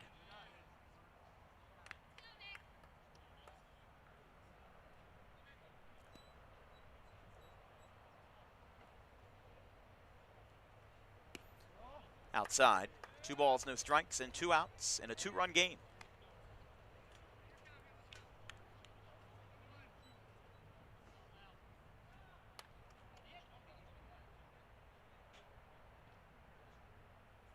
Scarpa delivers. Ground ball hit between first and second. He knocks it down. Throw to first is in time. Cizelka didn't run it out all the way, but I don't know how far he would have gotten either way. Cherry Hill tacks on another run, and won't you know, it's another 2-out RBI. We go to the top of the 6th inning. It's Washington Township 7 and Cherry Hill 5.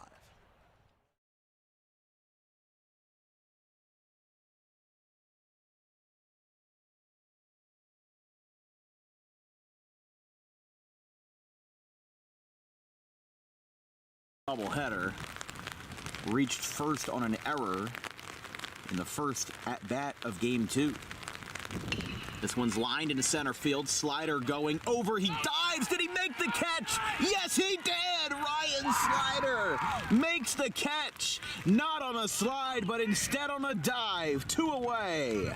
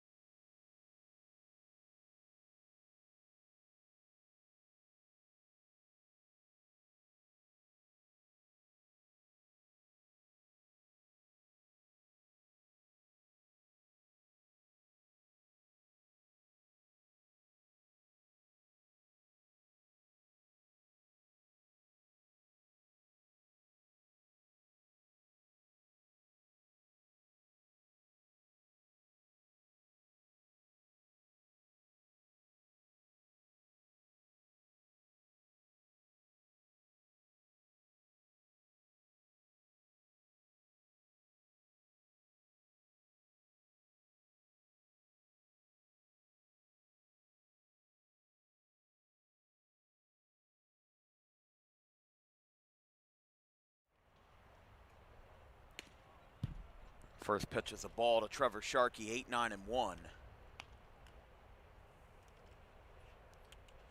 Sharkey, DiPietro, and Sedalis.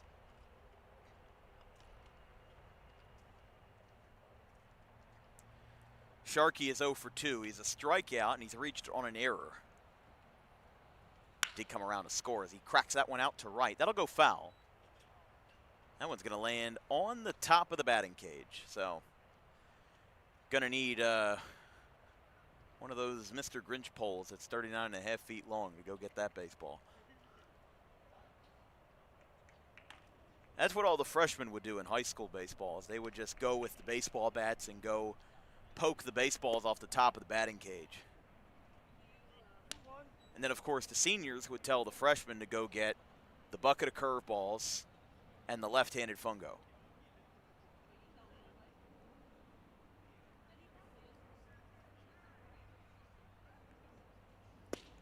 That one's outside. I remember when I was first starting out in broadcasting and I was doing games for Audubon High School, I actually attended a few of their practices just to kind of get a feel for it. And it would end up helping me down the line, but I thought it was so funny, the camaraderie, where there was a senior that went up to a freshman, and I can't remember who it was. It might have been my guy Ryan Zimmer. He plays at Stockton now, as there's a strike called. And it's a full count, 3 balls, 2 strikes. And I will say, Ryan Zimmer was never in the theater, but he was a good actor, because he went up to the freshman with this panicked look on his face, and he said to this freshman, "You got to get the left-handed fungo. You got to get it now." The throw to first is in time, and there's one away. Sharkey is retired, and it's DiPietro. But I can tell you, he had a incredibly convincing look on his face. Like, if you were a scrawny freshman who didn't know any better, you thought you were actually doing something wrong. But he was just messing around.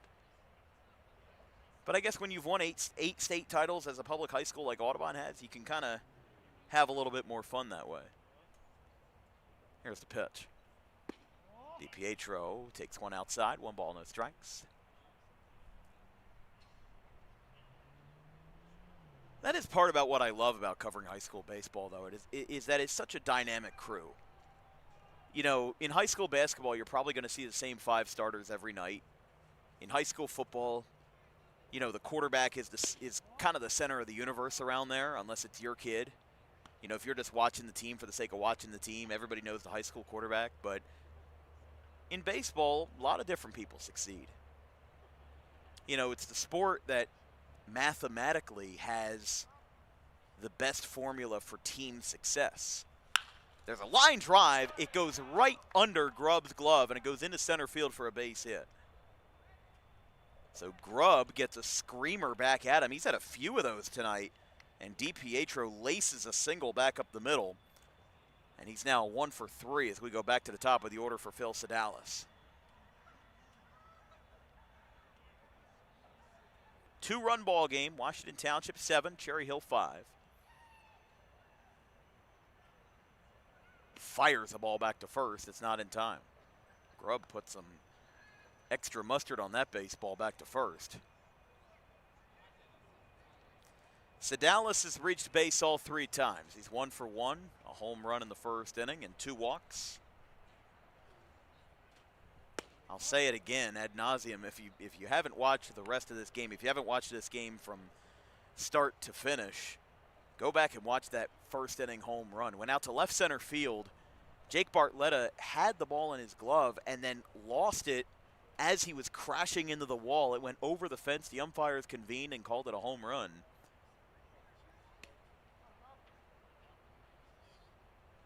For Sedalis, it was his 4th home run of the season. But like we said, he's walked twice. And considering Cherry Hill has not yet gone to the bullpen, I mean, they have left Mark Grubb in a while.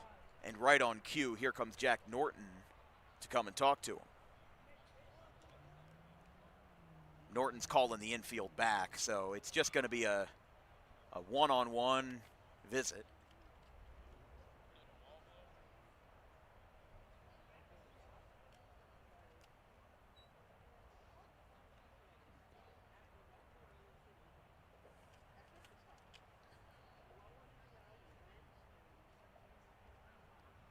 Tune in on Sunday, August 9th for Sunday League Baseball in Hudson Valley, NABA, between the Westchester Titans and the Poughkeepsie Cubs from 9 a.m.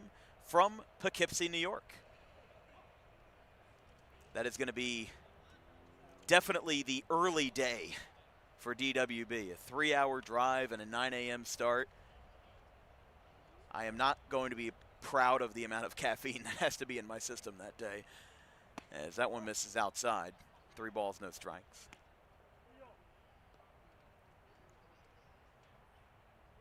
Also, don't forget quarterfinals rest of the week for Tri-County. Semifinals will be Monday, Tuesday, Wednesday of next week.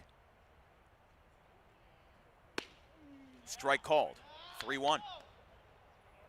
And then the Carter Cup will be Monday, Tuesday, Wednesday, the 11th, 12th, and 13th of August.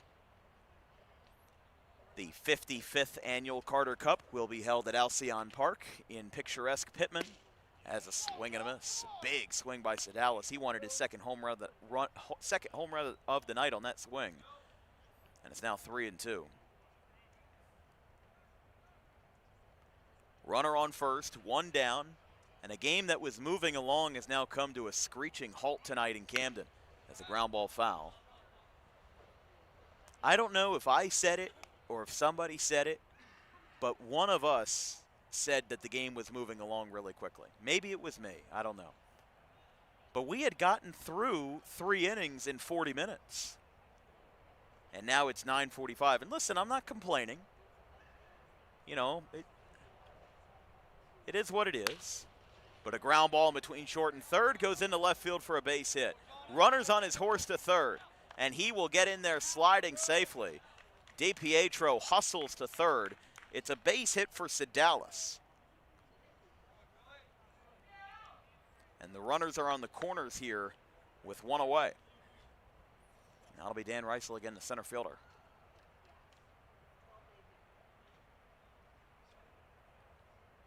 And now Jack Norton is coming out, and this should solicit a pitching change here. And it looks like Mark Grubb's day will be done after a very respectable 5 1/3 innings. I mean, Cherry Hill, for what it's worth, they left him in the ball game for a while.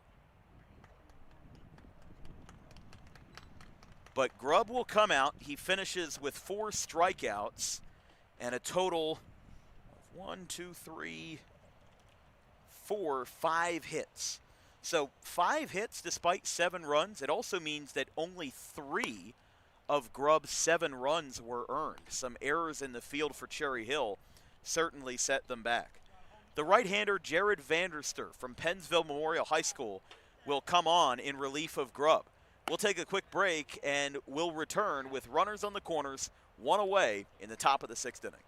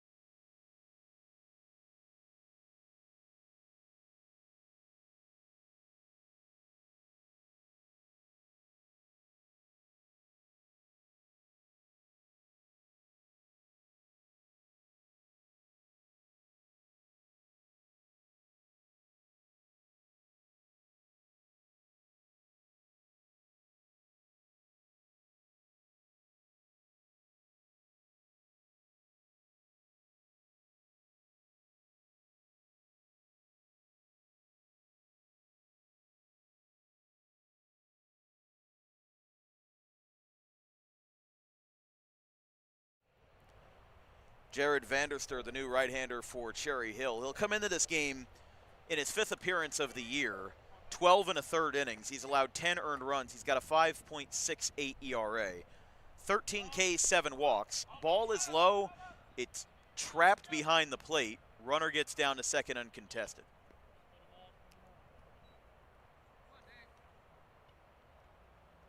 And they're going to opt to intentionally walk Reisel.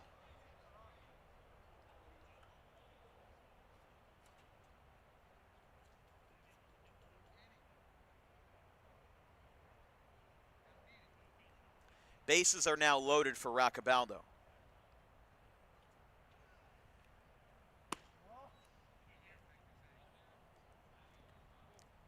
By the way, that first score is final from Alcyon Park, or excuse me, from Russ Spicer Diamond in Haddonfield. Pittman defeats the Rough Riders by a score of 4-0. Luis Alvarado went 3 for 3 with an RBI and 2 runs scored. Billy Rice, the former Phillies prospect, drove in 2 runs with a single and a sacrifice fly. There's a strike called to Roccabaldo. 2 balls, 1 strike. And Chris Rollins also pitched a shutout in that game. 6 innings, 2 hits, 2 walks, and 9 strikeouts. And again, he's just shy of his 39th birthday, but the former Cubs farmhand still getting it done here in Tri-County. That one's outside. I do love that about this league, though, is that you have leagues like Cape Cod and Ripken and the Northwoods League that are strictly collegiate. And even though this is a majority collegiate league, there's still a decent amount of players like on the Pittman side that are former pros like Billy Rice, Chris Rollins, Adrian Gonzalez. That one's foul. 3 balls, 2 strikes. You have some guys from Washington Township that aren't playing currently, like Trevor Sharkey. And I mean, really, most teams have at least somebody who isn't currently playing high school or college ball. And I think that's nice. You know, you still get a really good flair of competition. But I will say, I do think it's kind of funny. I mean, I keep it to myself a lot of times, but this one's fouled back towards the soccer field. I do think inside that it's kind of funny when these high school kids and these college freshmen come up and they've got a lot of confidence in their game. They've got a lot of pep in their step. And then they have to face 39-year-old Chris Rollins, and then they just fall apart. I mean, listen, it's nothing against those guys individually, but I think there's some kids that are like, oh, he's 39. I should be able to hit him just fine. Well, not only is he 39, he was a former draft pick by the Chicago Cubs in 2005. So take that. There's a ground ball. He'll throw home. Got the foot on the bag. DiPietro wasn't sure whether or not Garrett made contact with the bag. DiPietro wasn't sure about it, but he is out. That is a 3-2 fielder's choice. So the out is retired at home. Everybody moves up the carousel, 90 feet. And the batter is now Crozier.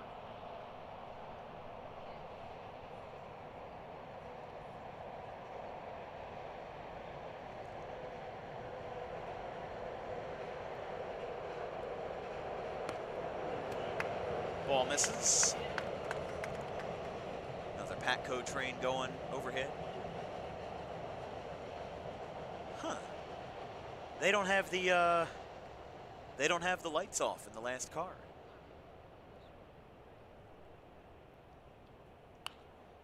Usually on the Patco trains after 9 p.m. the last car is the quiet car and they keep the lights off.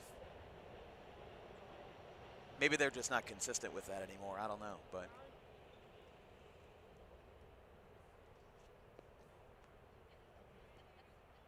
quick meeting here between Garrett and Vanderster.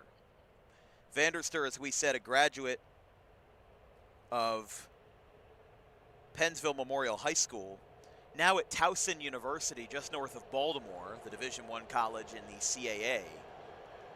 Same league that Delaware used to play in before they moved to Conference USA, along with William and Mary, Richmond, Monmouth, to name a few. It's a shame what happened to Delaware, really, because they have some great South Jersey talent, but a lot of their programs, unfortunately, got gutted for the sake of a football move. Because I think the furthest south you'd play in the CAA was William and Mary or Richmond in Virginia. But then, you know, you'd have to play like Buffalo and, you know, some of those schools in upstate New York. But then with Delaware moving to Conference USA, their furthest opponent is now New Mexico State. So, unfortunately, a football move ended up coming at the expense of a lot of different programs, like men's and women's basketball and baseball and softball.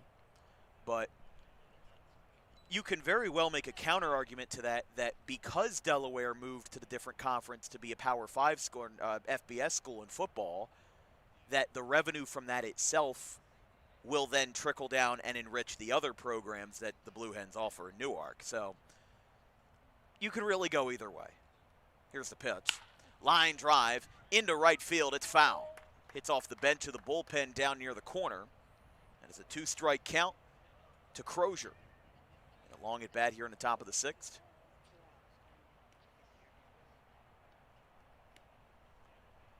Bases loaded, 2 outs. A ground out to first had the runner thrown out at home on a 3-2 fielder's choice. Crozier will be followed by Shields if the inning continues. Top of the 6th, nearing the 10 o'clock hour here in Camden. And he got him. Strike 3. Vanderster gets out of the jam. Grubb was taken out with 1 away. He gives up an intentional walk of fielder's choice, and he strikes out Kyle Crozier on a bases-loaded, full-count breaking ball to end the inning. It's a 2-run lead for the Senators going to the bottom of the 6th. There's 6 outs for the teal and white to make something happen tonight in Game 1. We'll be back after the break.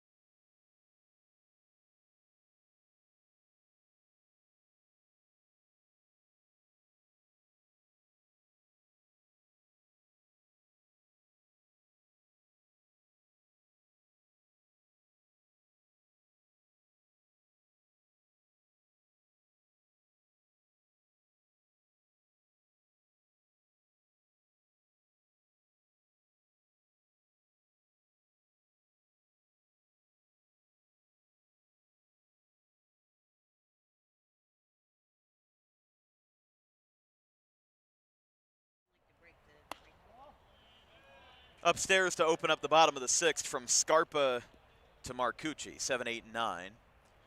Here on a ball game that's had the strong pace of play to start, but a ground ball is going to go deep in the hole at second. Throw to first, bang, bang, play, he got him. Nice play. Alex DiPietro was way out there.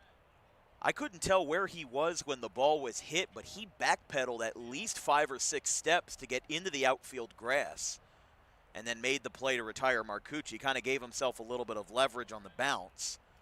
There's 1 away, and the batter is Garrett.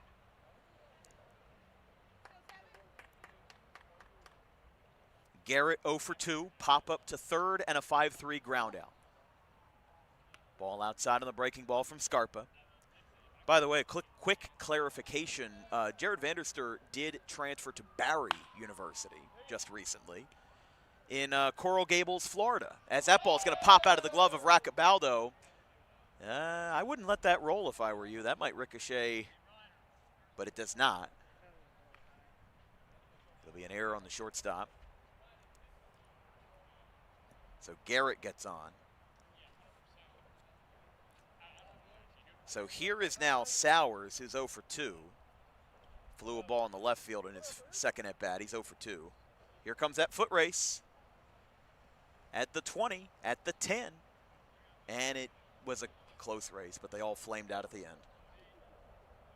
We do have a runner at first. A courtesy runner, that is. That is Aiden Ryder, also of Cherry Hill West, running at first. We saw him when CHBR played last in the regular season as this ball skied into straightaway center field. Reisel goes over and he'll make the catch. Out number 2. We'll go back to the top of the order now for the former Gloucester Catholic and current Rowan middle infielder, second baseman in today's ball game, in Joey Bogart. He is 0 for 2, a walk, a fly out to center, and a strikeout.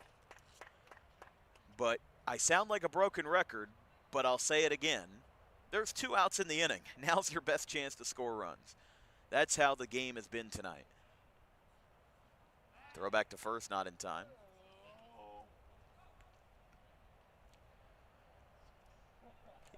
If you are just joining us, Phil Sedalis opened up the game with a leadoff home run in the top of the first inning. Both teams then traded off 4-run, 2-out rallies in the third as this one fouled back toward Delaware Avenue. It was a 5-4 game, and then Washington Township added on 2 more in the fourth. It became 7-4. Cherry Hill added on a 5th run in the 5th, an RBI ground out by Jack Mastero. And the scoring has stayed silent since. That's a tongue twister, isn't it? The pitch to Bogart from Scarpa. Nods and delivers. Looping breaking ball, catches the outside part of the plate. Bogart seemed to disagree with it. But a 2-strike count. If the inning continues, Monmouth's own R.J. Mastero will be next. For Cherry Hill, tying run at the plate, go ahead on deck. Throw back to first, not in time. And in the top of the 7th, it'll be Shields, McKenty, and Scarpa, 5, 6, and 7. But DWB after hours, as I like to call it, 10 o'clock tonight. Might have to get our equipment out of here pretty quick before they shut off the lights on us, as that one's high. Runner's going to go down to second. The throw's a little wide, and getting into second safely is Ryder. 1 ball, 2 strikes. With the runner stealing second.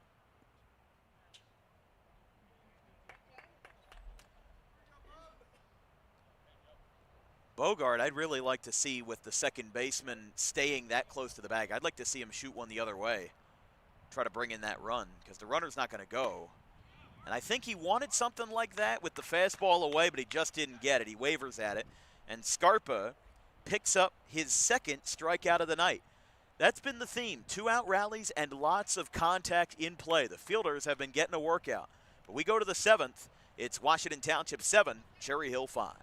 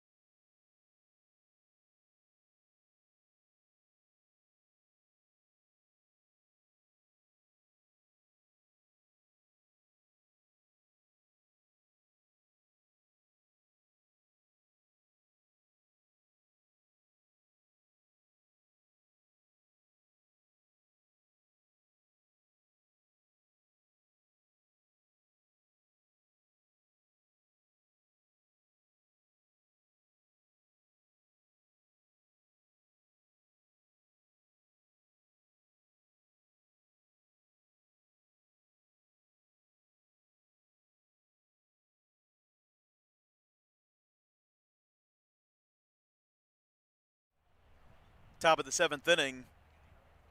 Getting down to crunch time now here from Rutgers Camden. I'm Dan Wilkins of Dan Wilkins Broadcasting.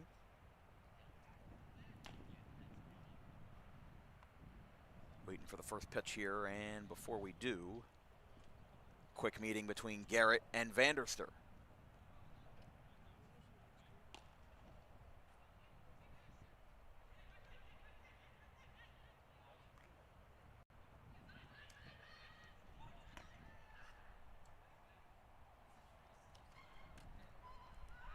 Five, 6, and 7.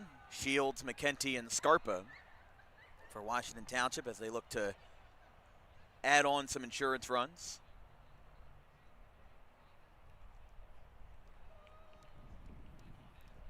But just about 70 degrees tonight for a bit of a windy night. I mean, it wasn't that windy when we started. It's been picking up now, but I'll take a night like this over 100 degrees and sunny every day. Not too hot, not too humid, considering that it had just rained, 5 hours ago. It rained cats and dogs for 20 minutes. Not that humid, but enjoy it while you can, because like we said, it's going to be rough tomorrow.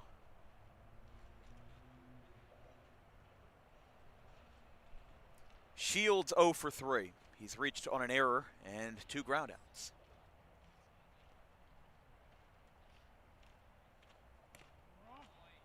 Low.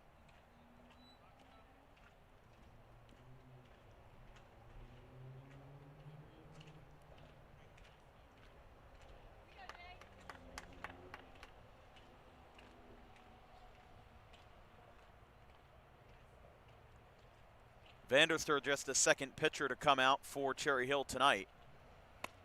That's ball 3. 3 balls, no strikes. And well, you'd probably ask yourself why in a game that has so much offense did neither Cherry Hill or Washington Township go to the bullpen earlier? I think the real answer to that question is that they have to save a lot of their arms for tomorrow. And it's not like Major League Baseball where you've got a 26-man roster and 13 pitchers at your disposal. That is ball 4. So 4-pitch walk to Shields. And like we said, Washington Township only brought 9 guys to the field tonight. So how many are going to show up tomorrow? Or even if we play at all, if we play Wednesday, how many are going to show up then? I'm not saying that they won't, but obviously the delay and the change of venue probably threw a wrench in some people's plans. Playing deep into the night here as this one's popped up off the top of the net and foul. 0-1 on the bunt that McKenty offered at.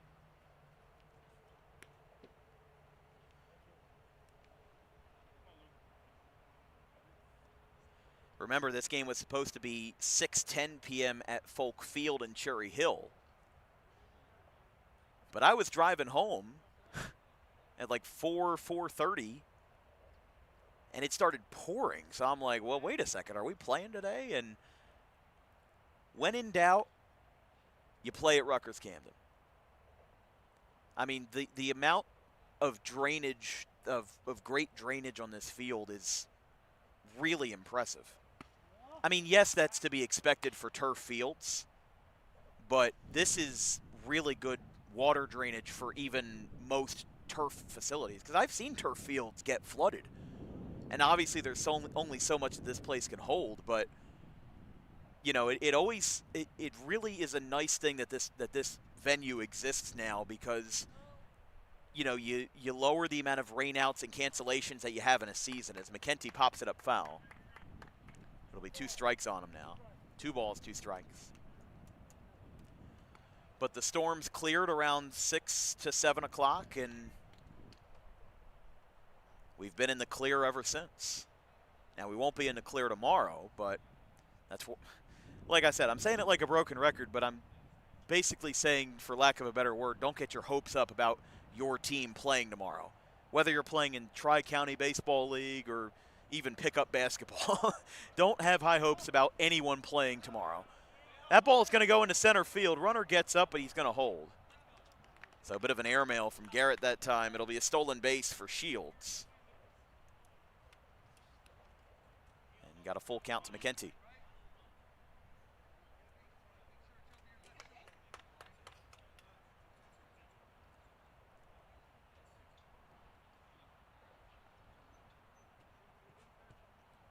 Runner on second, nobody out for Vanderster. Ball 4. Or, excuse me. 3 and 2 now, looks like. I apologize. It is hard to tell from our angle from behind the plate of the home plate umpire signals. I do apologize. Count is full. Especially with no scoreboard on to, kind of double check myself. That ball skied into center field. He got a ball in the air, barreled it up pretty well, but it'll be caught by Bartletta. He'll fire a throw to third, but nobody's coming. And a strong throw, able to successfully hold the insurance run at bay. 1 away for Scarpa.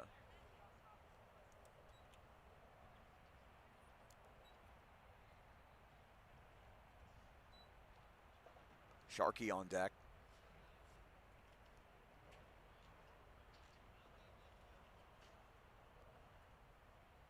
But only 2 pitchers on each side. Raccabaldo, who went 2 2/3 innings for Washington Township, has been followed by Scarpa, who's gone the rest of the way. The strike called. And for Cherry Hill, Mark Grubb went 5 1/3 innings, gave up 5 hits, struck out 5.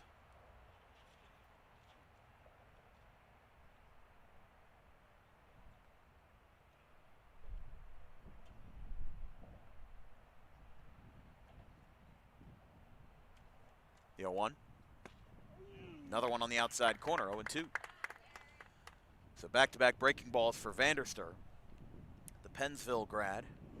Some of those very good Pennsville Group 1 teams with the likes of, O'Brien and Luke Wood, one of the best left-handers in South Jersey that we've seen in a while. He's pitching at McDaniel now. The 0-2 from the right-hander. Another breaking ball. This time he connects. Ground ball to short. Marcucci's throw is in time, and that'll be out number 2. I was a little ahead of myself there, but the runner moves to third. So here is Sharkey, catcher batting with 2 outs. He is 0 for 3. Reached on an error and scored in that transformative 4-run third. I mean, even with or without Cherry Hill's 4-run inning, that has set the stage for tonight.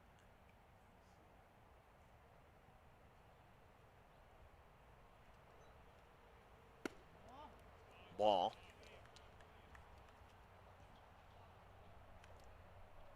No wonder why the game's so weird. We got a full moon behind us tonight, folks. No wonder why. Baseball gods have a funny way of operating around this place. 1 ball, no strikes to Sharkey. Vanderster delivers. Strike called, and it's 1-1.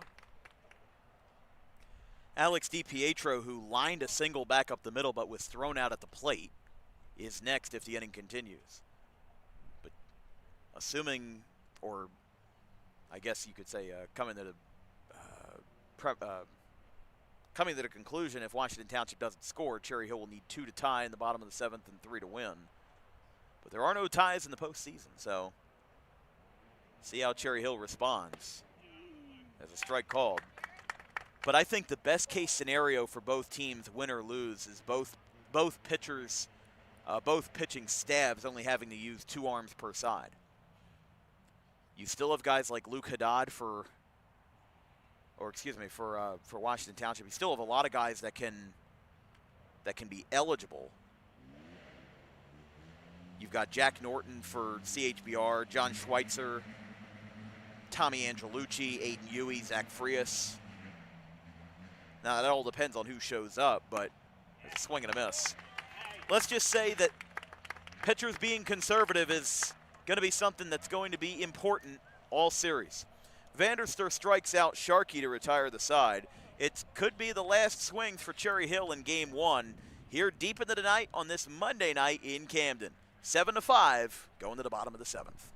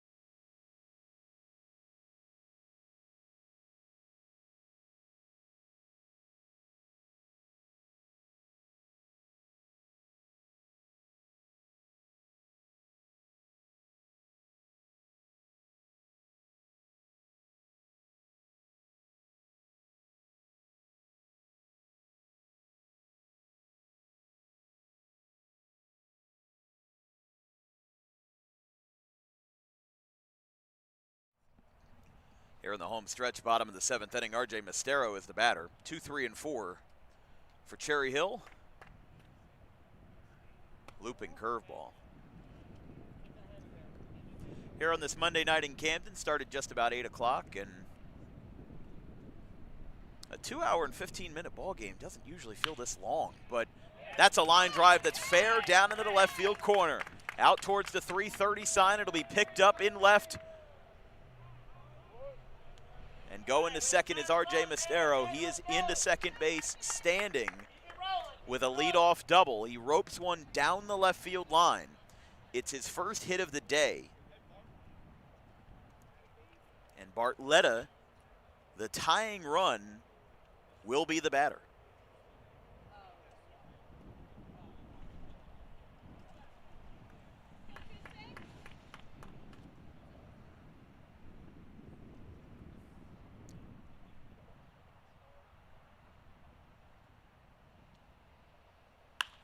Skied down the first base line. This one's up there and couldn't get there.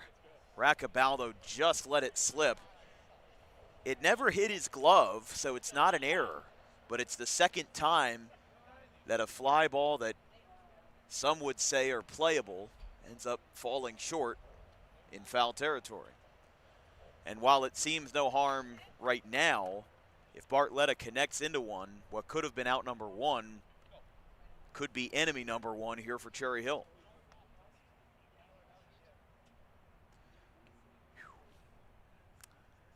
Runner on second, counts 1-1.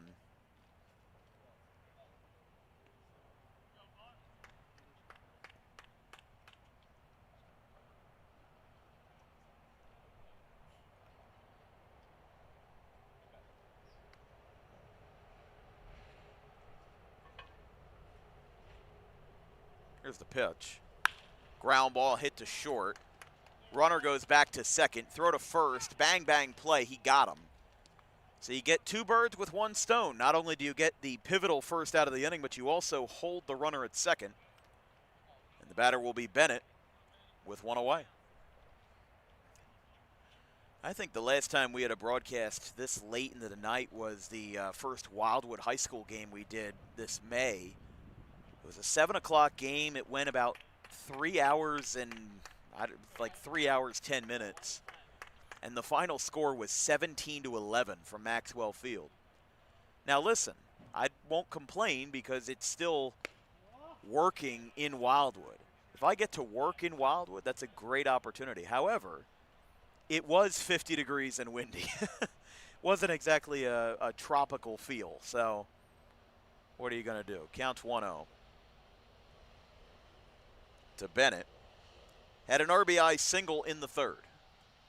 And a swing and a miss. Carved through a changeup that time, and it's 1-1. But this is around the time of the night where if Monday Night Football's on and the game's not competitive, I turn off the TV and I go to bed. It's a weeknight, you know? There's a ground ball to third. Picked up deep in the hole. The throw is not in time. From the naked eye, I think he got in there. It's going to be an infield single. It holds Mestero at second. And it'll now bring up his younger brother in Jack Mestero, the right fielder. He is the winning run, and the tying run is on second. So if there's any better of a time for a big swing with the wind blowing out to right, it comes from the right fielder in Mestero, who cranked many homers out, not only here, but at his home ballpark in Sewell for the Roadrunners of Rowan Gloucester. Scarpa's first pitch, strike called. No matter who goes up in this series, Game 2 is scheduled for tomorrow at Washington Township High School, weather permitting. I mean, who knows? This is Jersey. Could be completely dry tomorrow. Do I think it will be? No, but crazier things have happened. No balls, 1 strike. There's a line drive, foul down the right field line. And it's 0-2.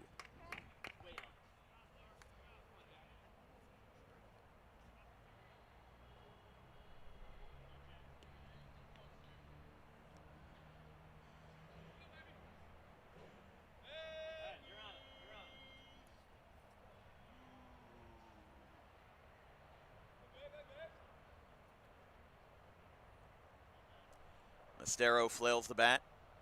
Down 0-2. Scarpa with 2 runners on. Skips it low. It hits off of Sharkey's mask. It gets away. And that is a crucial wild pitch. Not only did Scarpa spike the ball, but it ricocheted off of the plastic mask of Sharkey. And now Mestero can tie the game with just a base hit. If he bloops one in the center, I mean, I trust that Bennett and Mestero would have the speed to at least score 1, if not try for 2. But we got to get through this first. The 1-2 is low, 2-2. But after dark baseball here in Camden, just beneath the picturesque Ben Franklin Bridge, always a top venue, if not the top venue to play at here in South Jersey. This is a bucket list ballpark for every South Jersey kid, and even some South Jersey adults too. That one misses inside, and it's 3-2. That's been called pretty consistently all night. That was just below the knees. So Mestero nods and gets back into the box. He's ready. His older brother, RJ, 2 years his senior, stands on third. Jason Bennett of Rowan University on second. And Jack Mestero with the 3-2. Ground ball to first. This will score a run. Raccabaldo goes to the bag, and Mestero gives himself up. It's a 7-6 game.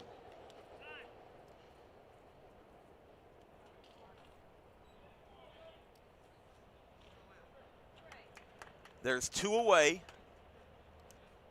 And now it'll be Nick Sazelka. After the RBI ground out, Mestero has had 2 of those tonight. He's driven in 2 runs. And now the lefty Sazelka, who's been a longtime member of this CHBR team, looking to tie it. That one's low, just at the knees. Bennett is the tying run on third. If the ball game continues after this, it would be John Marcucci, formerly of Paulsboro High School, on deck. There's a ground ball. This is tapped in front of the plate. They don't go home. They'll go to first, and it's in time. It's not an 11th hour miracle, but how about a 10th hour miracle? Washington Township holds off CHBR by a final score of 7-6, and the 6th seed, the Senators, are up 1-0 in the series. It took them a while to get here, 2 hours and 23 minutes, but your player of the game is going to go to Rich Raccabaldo, who had a huge 2-run double in the top of the third inning to get his team ahead as a part of a 4-run rally in the third. Both teams traded off 4-run rallies in the third, all with 2 outs in a game that was quite unusual from start to finish. Phil Sedalis went 2 for 2 and had 2 walks and hit a leadoff home run on the second pitch of the game that ricocheted off the center fielder's glove. This was not an easy night for either team. But what both teams can look forward to going into tomorrow or Wednesday or whenever Mother Nature decides that we can play baseball again, that these teams have saved up their pitching. Only 2 arms were used on each side. Jared Vanderster and Mark Grubb for Cherry Hill, and only Mark Scarpa and Rich Raccabaldo for Washington Township. So if these teams can confide in anything tonight, it's that it was a close game, and that this series, which was a split record in the regular season, still has the potential to go either way tomorrow night or whenever.